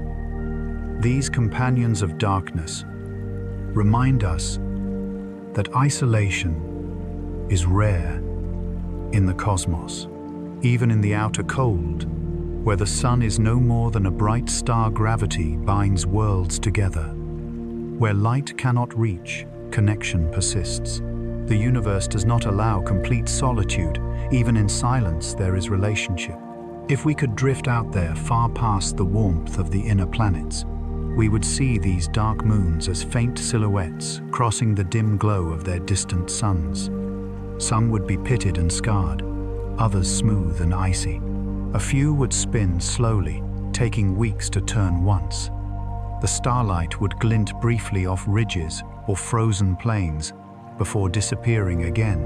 Around Neptune, we would see Triton's pale surface streaked with nitrogen frost and faint geysers, venting gas into the thin atmosphere. Around Uranus, we would find the Shakespearean moons, Oberon, Ariel, Miranda, Titania, umbrial worlds of ice and shadow named after human imagination. Each is scarred with canyons and cliffs, remnants of forces long asleep. Among them, Miranda stands out, a moon shattered and reassembled its surface, a patchwork of broken terrain. Great cliffs, some taller than Mount Everest, divide the landscape, plunging into darkness. It looks like a world that has been torn apart and healed again. Perhaps it is a survivor of some ancient catastrophe rebuilt by gravity's slow embrace. Even in its silence, Miranda tells a story of endurance. Beyond Uranus, we would pass Neptune's family of moons, a collection of dark, distant bodies that orbit like faint thoughts around a distant mind. There is Nereid, with its wild, elongated orbit moving closer and farther from Neptune, as if undecided between freedom and belonging. There is Proteus, nearly the shape of a cube, its surface battered and grey. There is tiny Naiad, locked in a complex dance with its sibling Thalassa, weaving orbits so precise they never collide. Each one, though small and obscure, is part of a choreography too perfect to be coincidence, the language of gravity whispered in darkness. These far-off moons are not lifeless in spirit. Though they lack the glow of ice or the warmth of volcanic activity, they remain dynamic in their own quiet way. Radiation micrometeor impacts and the subtle tug of distant suns continue to reshape them. Even in the coldest shadows, change is constant. Over billions of years, these small worlds evolve not through fire but through patience. In their silence, we can learn something about endurance. Not everything in the universe needs light to exist. Some things persist purely through motion, through presence, through gravity's invisible hold. The dark moons remind us that meaning does not depend on being seen. They are unseen yet essential, holding their planets steady, influencing their orbits, contributing to the delicate balance of entire systems. The farther we travel outward, the more we understand how fragile and temporary our idea of light really is. Beyond Neptune lies the Kuiper Belt, a realm of frozen bodies and distant companions, the leftovers of creation. Here, even the sun's warmth fades almost completely. The moons here are so cold, their ices never melt, so dark they seem carved from night itself. Yet in their stillness, they preserve history, the original materials from which all planets and moons were born. They are fossils of the solar system, drifting untouched for billions of years. Every spacecraft that has ventured outward from Voyager to New Horizons has found these companions, waiting. New Horizons, when it passed, Pluto revealed the complexity of its surface. Frozen plains, mountains of ice and shadows cast by a dim, distant Sunday. And beyond it, even more moons and dwarf planets wait to be discovered, each carrying a piece of the story of formation, of endurance, of quiet persistence in the dark. Darkness, after all, is not emptiness. It is the pause between beats, the breath between notes. Without it, light would have no meaning. The moons that dwell in shadow are as vital to the solar system as the luminous ones. They balance the equation, give weight to the beauty we see, remind us that silence too is part of harmony. Perhaps that is why the night sky feels comforting rather than frightening. We sense, even without words, that darkness holds us, surrounds us gently, just as it holds the stars and the moons. The same gravity that keeps those distant worlds in orbit holds us here, breathing under the same cosmic fabric. We belong to this darkness, not as lost travelers, but as companions within it. So tonight, as you look upward and see the few bright points that pierce the black, remember that for every shining light, there are countless unseen worlds drifting quietly, holding their place, shaping the heavens without ever being noticed. The universe is not made only of what glows, but of what endures unseen. From silence, worlds are born. From impact, balance emerges. Across the solar system, the story of every moon begins not in peace, but in motion, a slow choreography of gravity and collision of fire and patience. To understand the companionship of moons is to understand creation itself. For every orbiting world carries the memory of its birth within its motion. The moon of Earth, the one that glows softly above your night sky, began as chaos. Around 4.5 billion years ago, our planet was still forming, molten, restless, spinning too fast. Then, from the cosmic dark, another world appeared. Roughly the size of Mars, this body, which scientists call Theia, struck the young Earth with unimaginable force. For a moment, the solar system shuddered. Mountains, melted oceans of magma rose like waves, and a vast plume of rock and vapor was thrown into space. From that glowing ring of debris, gravity began its quiet work. Dust became stone, stone became clumps, clumps became a sphere. And when the fire finally cooled, a new world circled the Earth. Our moon is not merely a satellite. It is the child of collision, the memory of an ancient impact frozen in orbit. Its surface still carries the record of that violence, not as chaos, but as order reborn. The Maria, the great dark plains, are scars of molten rock that once glowed red and flowed freely under a young Sunday. Over time, they hardened into tranquility, just as Earth did. The two worlds, once one now turned together, forever fragments made whole by separation. But Earth's moon is only one example of creation's endless variety. Across the cosmos, other moons are born in different ways. Some torn from their planets, others captured from wandering space. Still, others coalesced beside their hosts in the calm cradle of formation. Every method tells the same truth. Nothing in the universe truly stands alone. Every planet, every moon, every particle exists through relationship, through gravity's gentle insistence that everything must orbit something else. Around Jupiter, for example, the Galilean moons, Io, Europa, Ganymede and Callisto, formed together from a swirling disk of gas and dust, much like miniature planets around their star.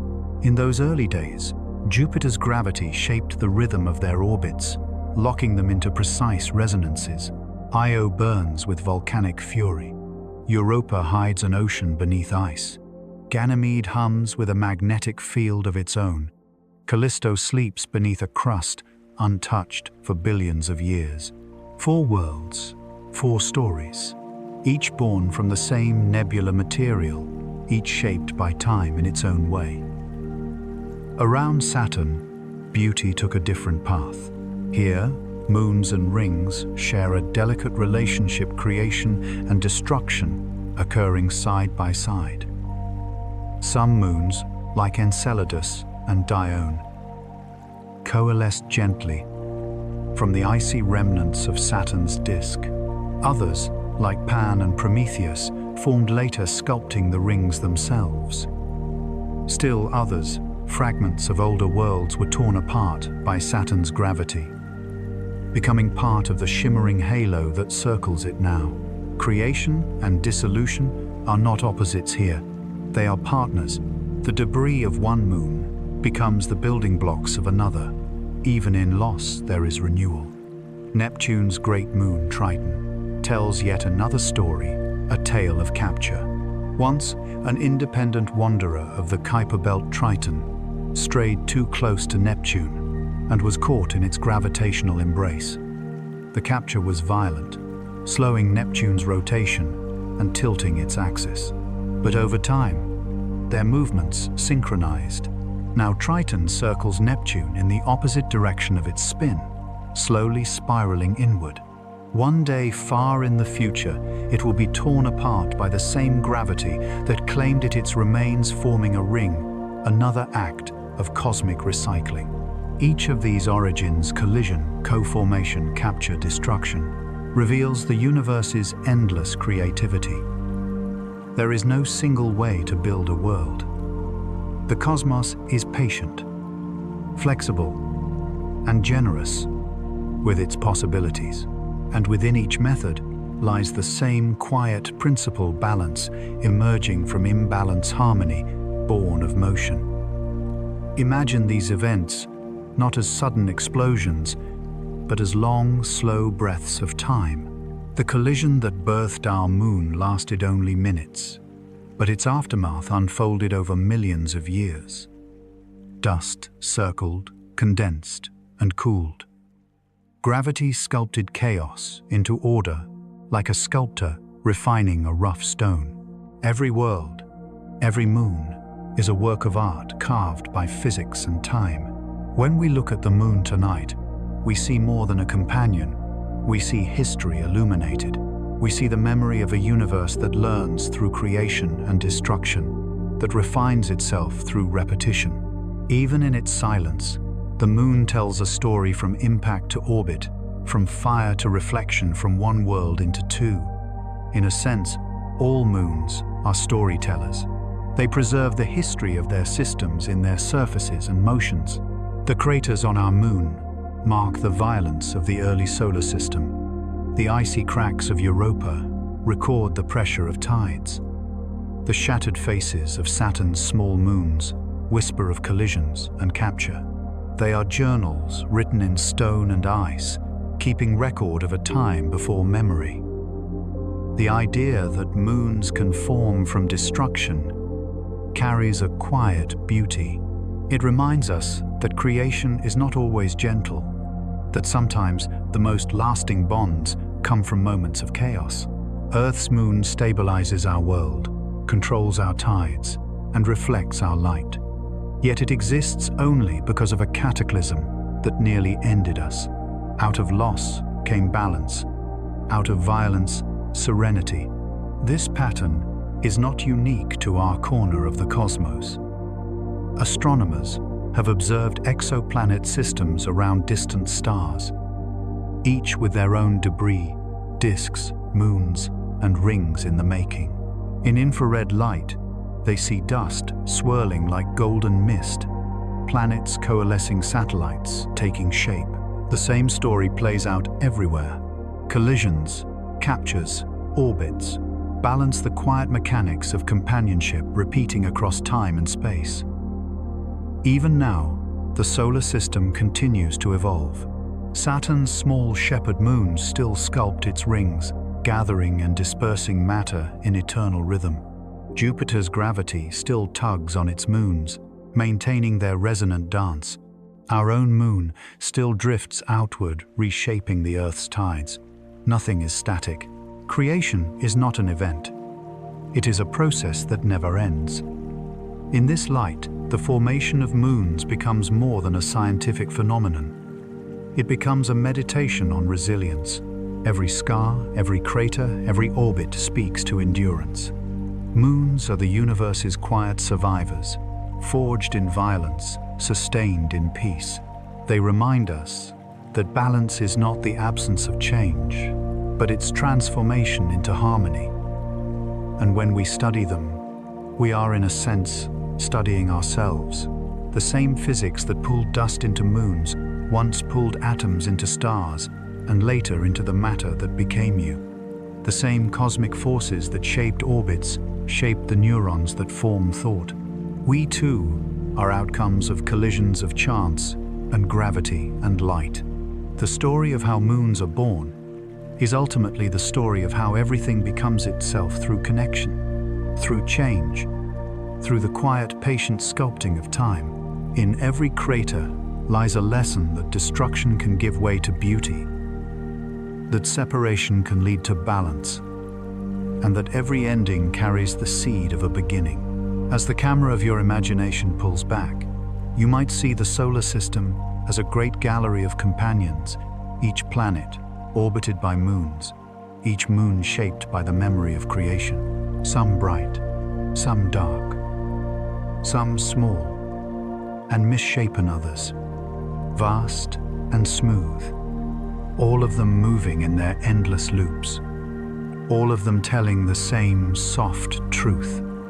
The universe is not built on permanence, but on motion, and in that motion lies peace.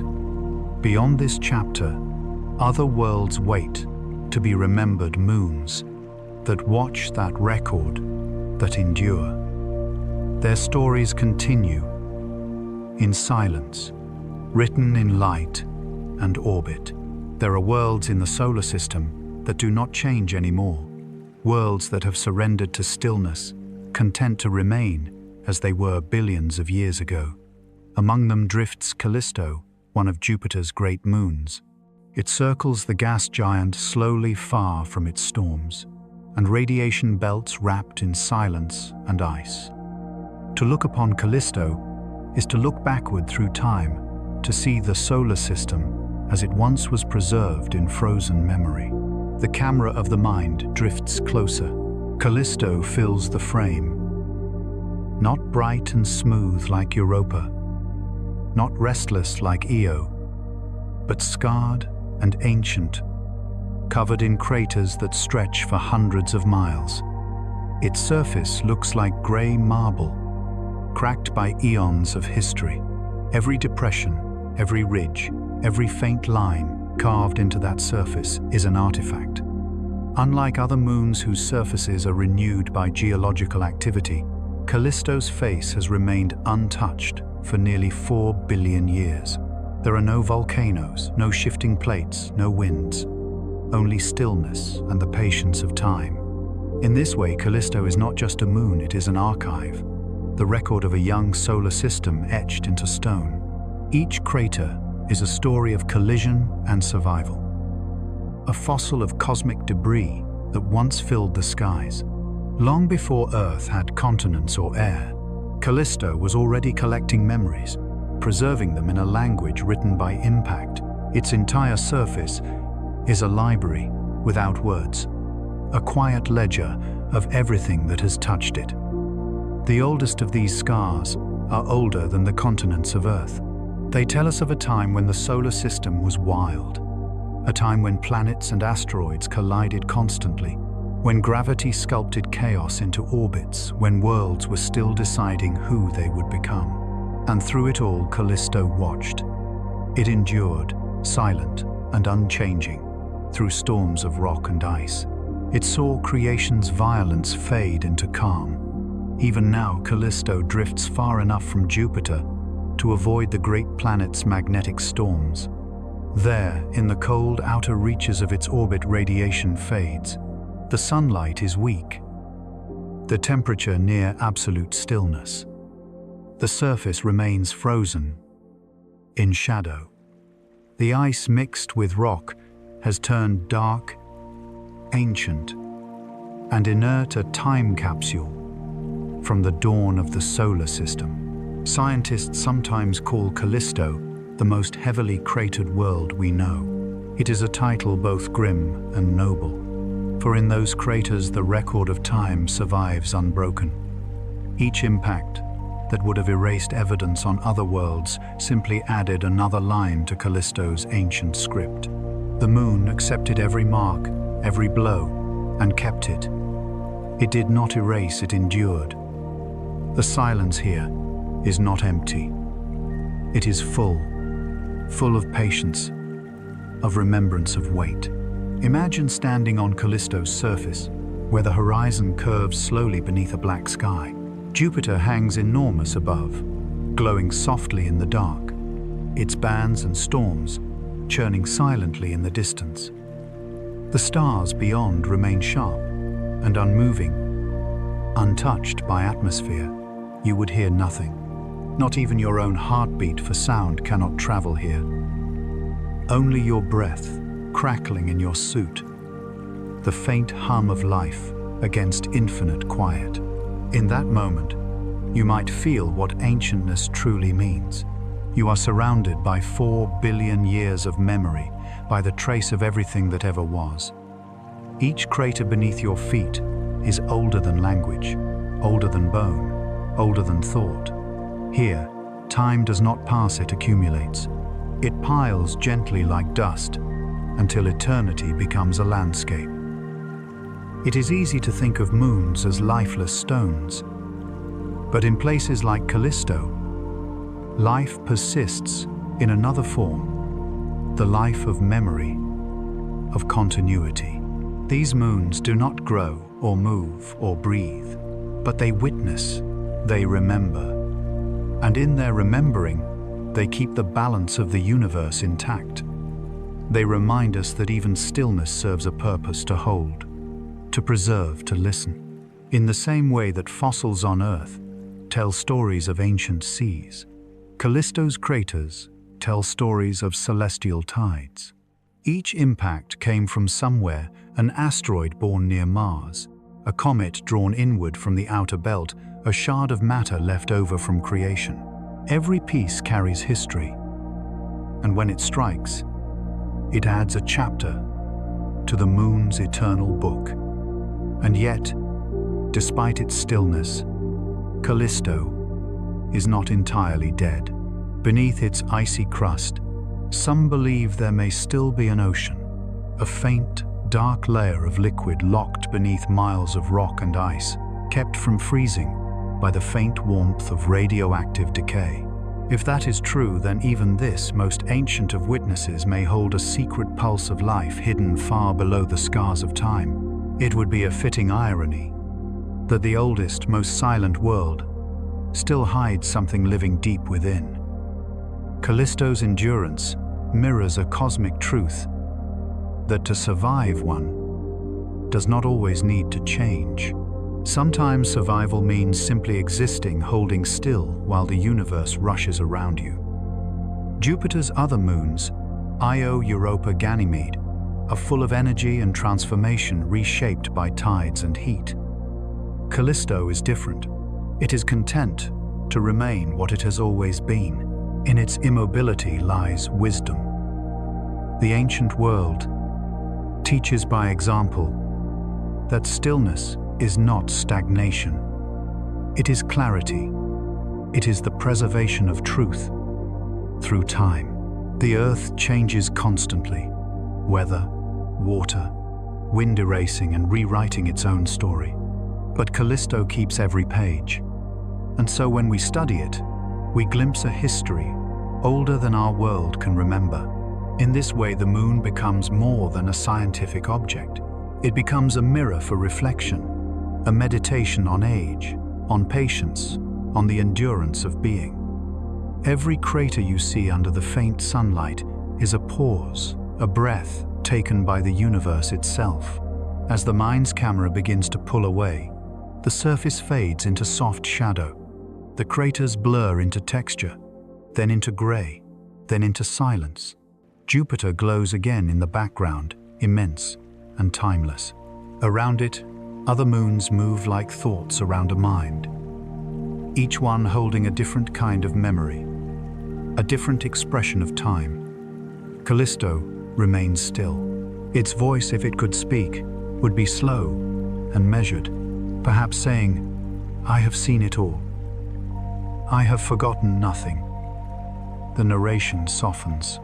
The music becomes sparse single piano notes, distant like echoes traveling through deep ice. You can almost hear the silence between the notes, a sound older than sound itself. Callisto drifts through darkness, unchanged yet eternal. It is not alone. Across the cosmos, there are countless others, moons, asteroids, fragments, each bearing its own marks of time. Together, they are the memory of creation, orbiting forever in the dark. And just as these worlds remember, so do we.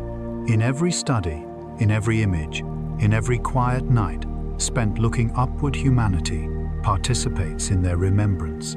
We are, in a sense, new witnesses joining the old ones, minds made of stardust reflecting on stone. As the chapter closes, Callisto fades back into shadow, and Jupiter turns slowly behind it.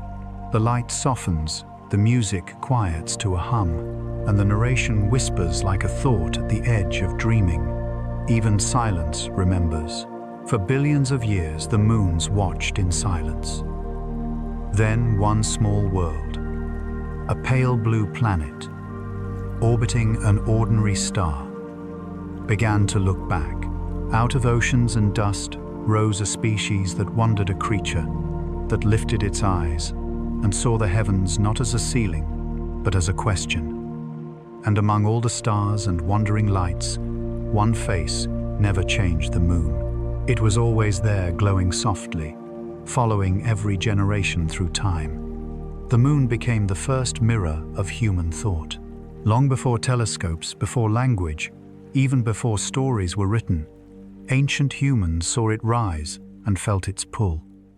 Its phases shaped their lives. The waxing crescent marked beginnings, the full moon celebrations, the waning, a time for rest. Crops were planted by its rhythm, rituals aligned with its light. It was both clock and compass, a gentle teacher in the dark. But as humanity's curiosity deepened, so did its reach. In the early 17th century, Galileo Galilei lifted a simple telescope to the sky. Through a small circle of glass, he saw what no one before him had truly seen. The moon was not smooth or divine. It was a world. Mountains rose and cast shadows. Craters curved like ancient bowls. Valleys stretched beyond the limit of his lens. The heavens, once perfect and untouchable, were revealed as real, imperfect, and alive. Galileo's trembling sketches of those lunar features changed everything. They marked the moment when wonder became understanding, when awe met observation. From that day, the moon was no longer just a symbol, it was a neighbor. Humanity for the first time felt not only curiosity about the sky, but kinship with it. Centuries passed, and the gaze never left. Telescopes grew larger, clearer, more powerful. The moon, always visible yet distant, became a goal, a place to touch. The line between dream and discovery thinned, and then one quiet day in July of 1969, it happened. A small craft descended from orbit. Dust rose in slow motion. A voice calm and steady crossed the void. The Eagle has landed. When Neil Armstrong stepped onto the surface, the ancient stillness of the moon met the fragile breath of humanity. His footprint pressed into dust that had not moved for eons, dust older than all recorded history. That single step was not just a triumph of technology, but of imagination. The moon, once unreachable, now held the imprint of a being that had evolved under its light. From that moment, the bond between Earth and Moon became tangible. For the first time, we were both observer and participant, both the watched and the watcher. Instruments were placed on the surface mirrors, designed to reflect laser pulses from Earth. Those tiny flashes of light, invisible to the eye, measure the moon's distance with precision, confirming what theory long suggested, that it drifts slowly away, inch by inch, year after year. Each pulse of light, a heartbeat, a conversation across the void. Even now, those reflectors remain, silent, gleaming, dust-covered. When a beam of light leaves, Earth travels to the moon and returns. It carries with it a whisper: we are still here. We are still listening. It is a quiet exchange between worlds. The Earth spins, the moon circles. Light travels between them, like a thread, thin, luminous, unbroken. The human story and the lunar story have always been intertwined. The moon has shaped our myths, our calendars, our tides, and our sense of time. In return, we have given it our gaze, our poetry, our science, our footprints. The two worlds move together, evolving not just physically, but emotionally, bound by gravity and now by memory. Think of the generations who have looked up and seen the same silver glow. The same patterns, the same phases, the same tranquil beauty. Empires have risen and fallen under that light. Forests have grown and vanished. Oceans have shifted their shores. Yet, the moon's face remains constant, a patient witness to every age. There is something profoundly human about that constancy. In a universe defined by motion and change, the moon offers stillness. Its cycle repeats endlessly, reassuring us that not everything disappears.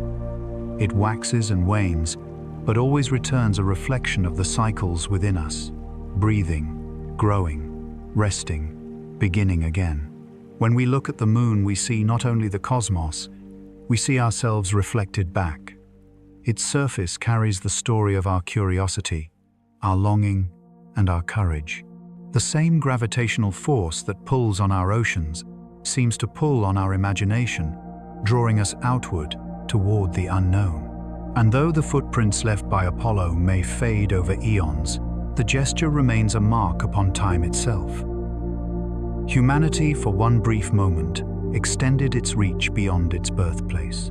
It touched the ancient witness not to conquer, but to understand. Now new eyes watch from orbit. Robotic probes map the lunar surface in exquisite detail. They reveal mineral traces, frozen water, hidden in shadowed craters and landscapes, shaped by both violence and peace. We know more about the moon than ever before, yet its mystery endures. Knowledge has not erased wonder, it has deepened it.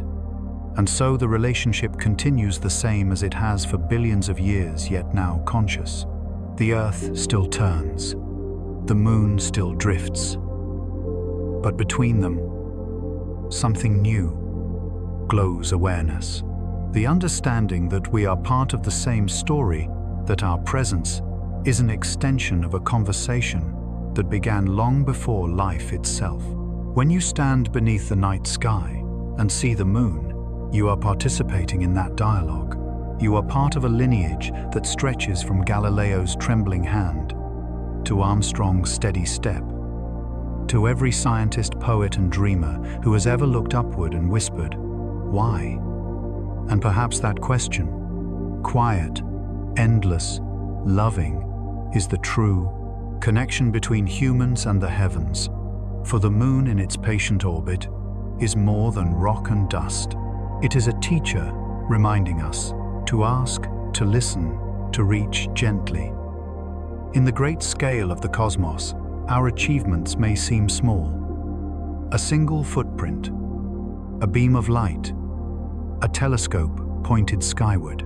Yet these gestures ripple outward, adding to the same rhythm that shapes orbits and tides. They are our way of answering the silence. The human thread is woven through space not by engines or machines, but by curiosity, by the desire to understand what watches us from above.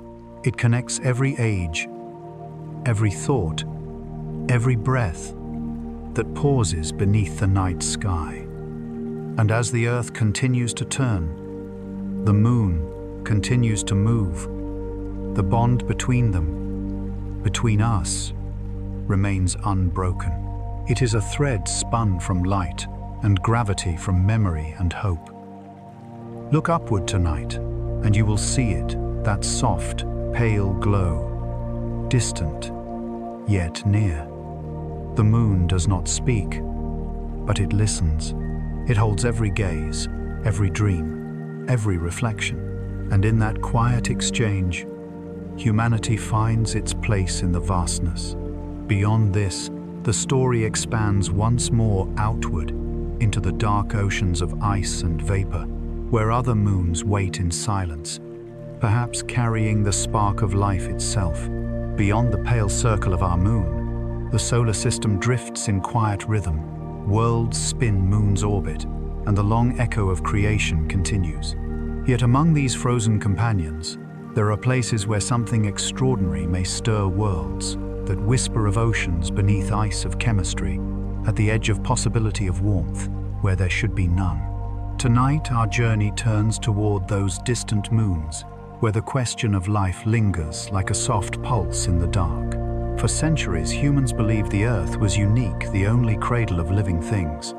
But the more we have looked outward, the more the universe has seemed to mirror us. Planets circle stars by the billions. Moons gather in their orbits, and everywhere the same elements, carbon, oxygen, hydrogen, drift through space waiting for a spark.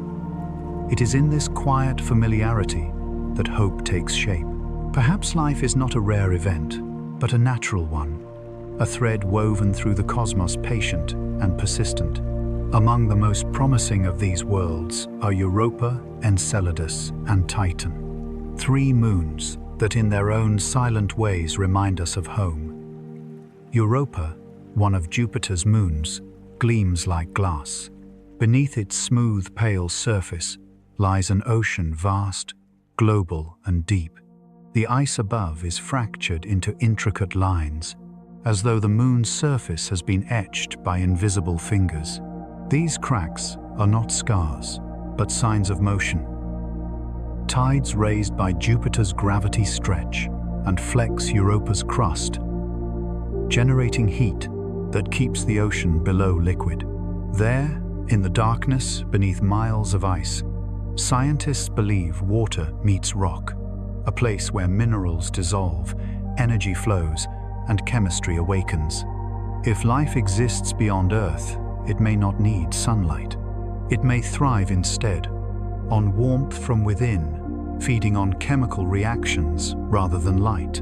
On Earth, deep beneath the oceans, entire ecosystems survive around hydrothermal vents, communities of strange glowing creatures that live in eternal night, nourished by the planet's inner fire.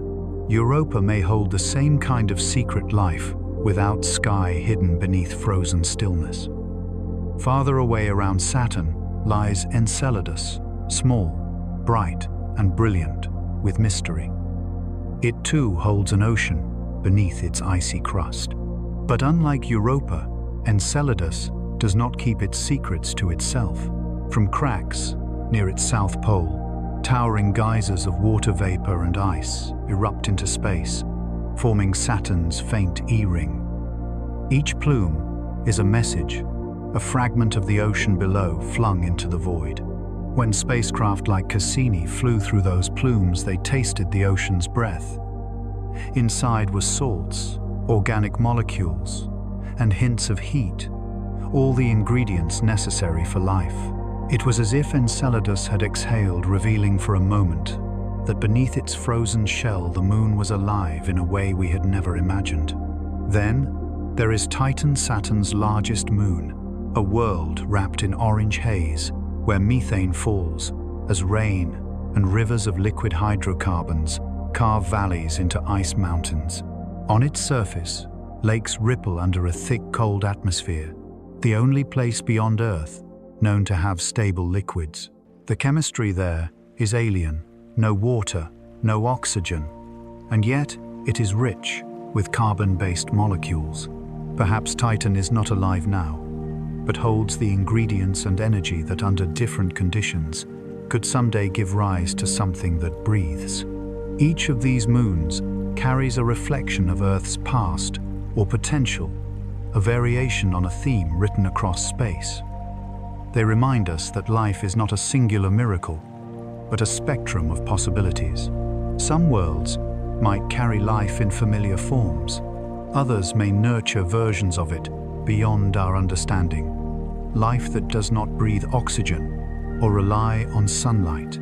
Life that waits quietly beneath a crust of ice or within a drop of methane rain. The beauty of this search lies not only in discovery, but in humility.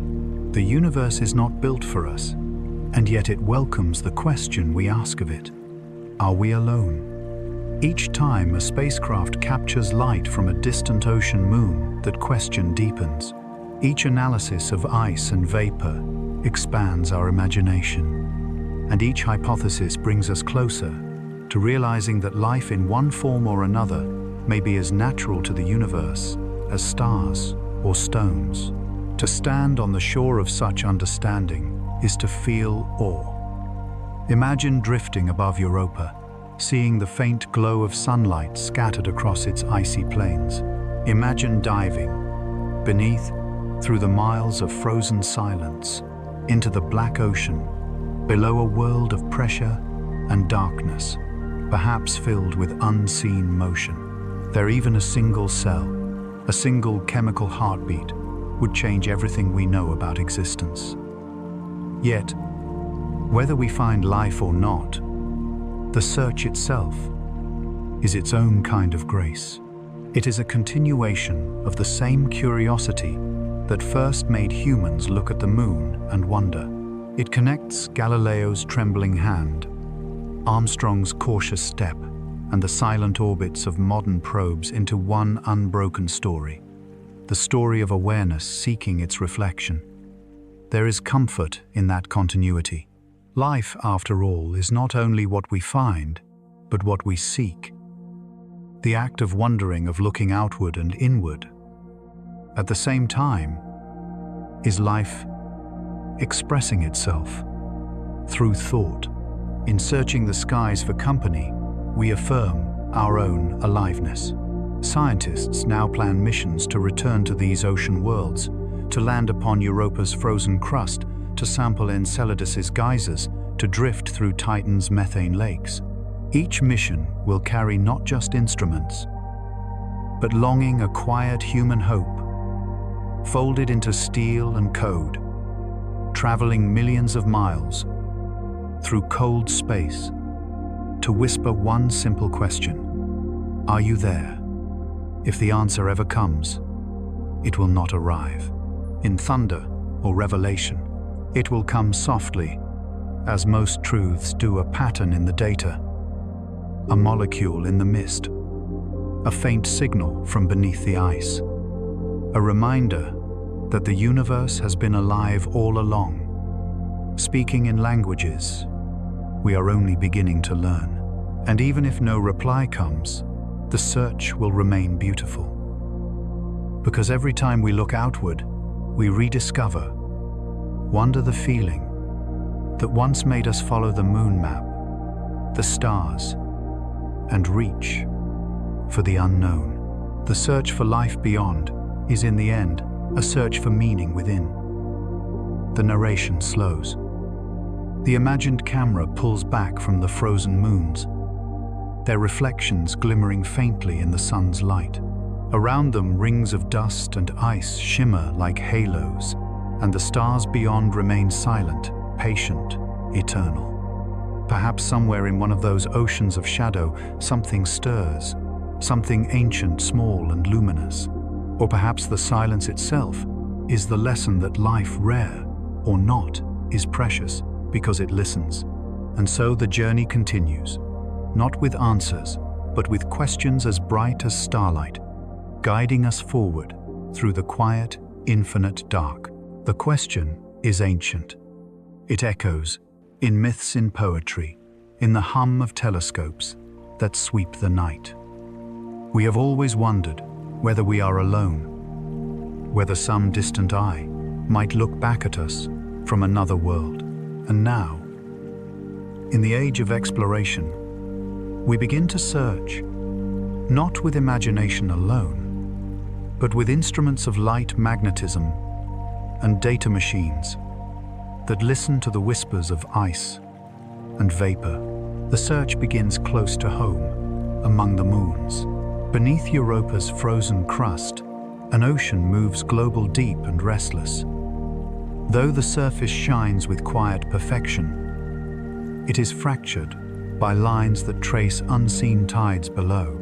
There, the gravitational pull of Jupiter kneads the interior of the moon, generating warmth, stirring minerals, and perhaps feeding reactions that give rise to life. Scientists imagine vents in the darkness, water rich with salt and heat, rising from rocky seafloors. In those depths, the story of Earth may be repeating the same dance of carbon and energy that long ago created us. A little farther from the sun, another moon breathes Enceladus, bright as snow, small enough to hold in imagination, but powerful enough to shape dreams. From its southern pole, fountains of vapor burst into space, creating a veil of glittering ice that encircles Saturn. When the Cassini spacecraft flew through those plumes, it tasted their contents: water, salt, and complex organic molecules. It was as though the moon had exhaled a secret, a message from beneath its shell saying, "I am not dead. I am still warm inside." And beyond even that, in the hazy gold light of Saturn's orbit, lies Triton, the only moon with thick air, the only place beyond Earth where rain still falls. But here, the rain is made of methane, the lakes dark and slow, the rivers carved in ice. Though its chemistry is alien, Triton's landscapes feel strangely familiar. Clouds, dunes, storms, and seasons, all unfolding under a sun dimmed by distance. It is a world that reminds us that life may not look like us at all, that it might arise from elements we cannot yet imagine. Together, these three moons form a triangle of possibility: Europa, Enceladus, Triton. They are not lush or loud. They do not shimmer with green or pulse with noise. They are quiet, hidden, patient, just as life once was on Earth before it found a voice. To search them is to search for reflection, for the echo of our own beginning, scattered across the cold expanse of the solar system. And perhaps that search, even before it finds an answer, already transforms us. It humbles, it softens, it reminds us that life in all its complexity is not a miracle confined to one world, but a pattern, a rhythm, a tendency of matter to organize and persist. If it happened here, perhaps it happens elsewhere too, not by chance, but by the nature of things. We look outward, not to escape loneliness, but to understand connection. The same atoms that make up your body, the oxygen you breathe, the carbon in your veins, the calcium in your bones, were forged in stars long before Earth was born. Those same atoms drift now through other systems, forming new suns, new planets, new seas. Somewhere perhaps they have found new forms of life. In that sense, we are already everywhere. The search for life beyond Earth is in truth a search for belonging. Every signal we send, every probe we launch, every telescope we build is a gesture of hope, a hand reaching into the dark, not to take, but to touch. Even silence, when it returns, is an answer. It tells us that the universe is listening, that we are part of something vast and ongoing. Imagine it. Now a probe, descending through the orange sky of Triton, parachuting slowly toward a methane lake. The air glows dimly, the ground ripples like glass. Instruments hum, recording chemistry that has never met sunlight. Or, picture a lander drilling into Europa's ice, melting its way down toward the ocean beneath sensors, poised to catch even the faintest signal of motion or heat. Somewhere in the data, in the patterns of molecules and minerals, we might glimpse the simplest trace, an imbalance, a breath, a sign that we are not alone. If life exists elsewhere, it will not shout, it will whisper, it will live in rhythms, in cycles of chemistry, in slow reactions shaped by patience rather than purpose. It will exist not to be found, but simply to be. And when we find it, if we find it, our first reaction will not be triumph. It will be quiet recognition, a feeling that we have met ourselves again in another form. But even if the search yields silence, that silence has meaning too. It tells us that life, fragile and fleeting, is all the more precious here. It reminds us that consciousness, this ability to wonder, is itself a form of rarity. The universe, in all its vastness, has produced at least one mind, capable of asking about its own origins. That, too, is miraculous. In every mission, in every distant scan, we are not just searching for life. We are practicing it, expressing the curiosity that defines it. The act of seeking is life extending itself, learning, evolving, reaching toward understanding. And perhaps that is the deeper truth, that life by nature cannot stop reaching. It expands in every direction, from cell to organism, from planet to space. It grows not only in body, but in awareness. And in that growth lies the quiet beauty of the cosmos itself. The stars overhead are not strangers. They are our past and our potential, the places where our atoms were made and where they may someday return when we search for life beyond. We are not moving away from home. We are coming home in a larger sense, returning to the universe that created us. The story of the moons is not over. It continues quietly, like the turning of tides, like the faint pull of gravity that never stops. And now, as humanity stands at the threshold of the stars, we find ourselves looking once more toward those companions in the dark, not as distant lights to admire, but as neighbors, as homes, as teachers, waiting patiently in orbit. In the future, our bond with the moons will not fade, it will deepen. Already plans unfold in silence missions to return to the moon, to land softly upon its grey dust once again. This time, not to conquer or claim, but to stay. Engineers design habitats that will rest within craters protected from solar glare. Scientists envision observatories built upon lunar ridges, peering into the universe with an unblinking gaze. The moon, once a destination, is becoming a place of belonging, humanity's quiet foothold beyond Earth. Imagine it, a sunrise over the lunar horizon. The Earth rising in slow motion, half blue, half white, suspended above the grey plains. The faint hum of air filters the soft echo of footsteps in low gravity, the silence broken only by the rhythm of breath, steady, human, alive. Here, amid the dust and shadow, the story continues. The first explorers will look upward, as we always have, and see other moons shining faintly in the distance. Europa, Titan, Ganymede, each one a future waiting to unfold. One day ships may sail there too, crossing the black between worlds, not with haste, but with patience, like celestial gardeners, tending the far corners of a vast and living garden. Humanity's expansion into space will not be about power or conquest, but understanding. We are learning that exploration can be gentle, that to touch a world is to listen to it, to coexist with its silence rather than disturb it. Our presence, if it is to last, must harmonize with the rhythms of these places, the cycles of ice and heat, the balance of light and shadow. The future of exploration is not domination, it is empathy. In the coming centuries, the moon may serve as a bridge, a quiet halfway point between home and the infinite. From its surface, spacecraft may depart toward Mars, toward the outer planets, toward the moons that shimmer beyond.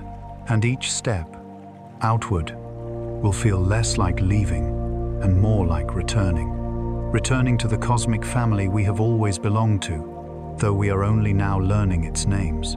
Perhaps one day, someone will walk beneath Titan's orange sky and watch methane rain drift in slow motion, or swim beneath the frozen ceiling of Europa's ocean, tracing the blue light filtering through cracks above. Maybe a small settlement will grow beneath Saturn's rings, its domes glowing softly in reflected light.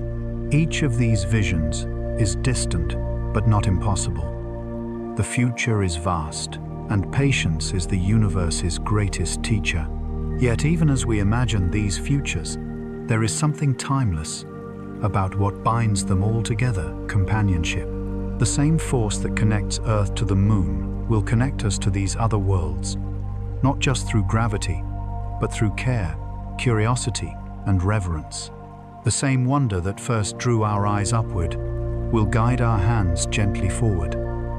We will not be alone. Every spacecraft, every probe, every colony will carry a piece of us, our languages, our songs, our quiet hope, that wherever we go, we bring not just technology, but tenderness.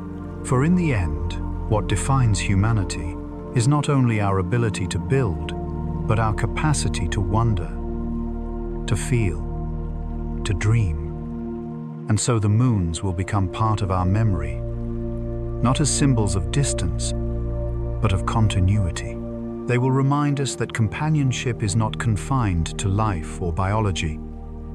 It exists in the shared rhythm of motion, in orbits, in tides, in the slow turning of celestial bodies that have always been connected.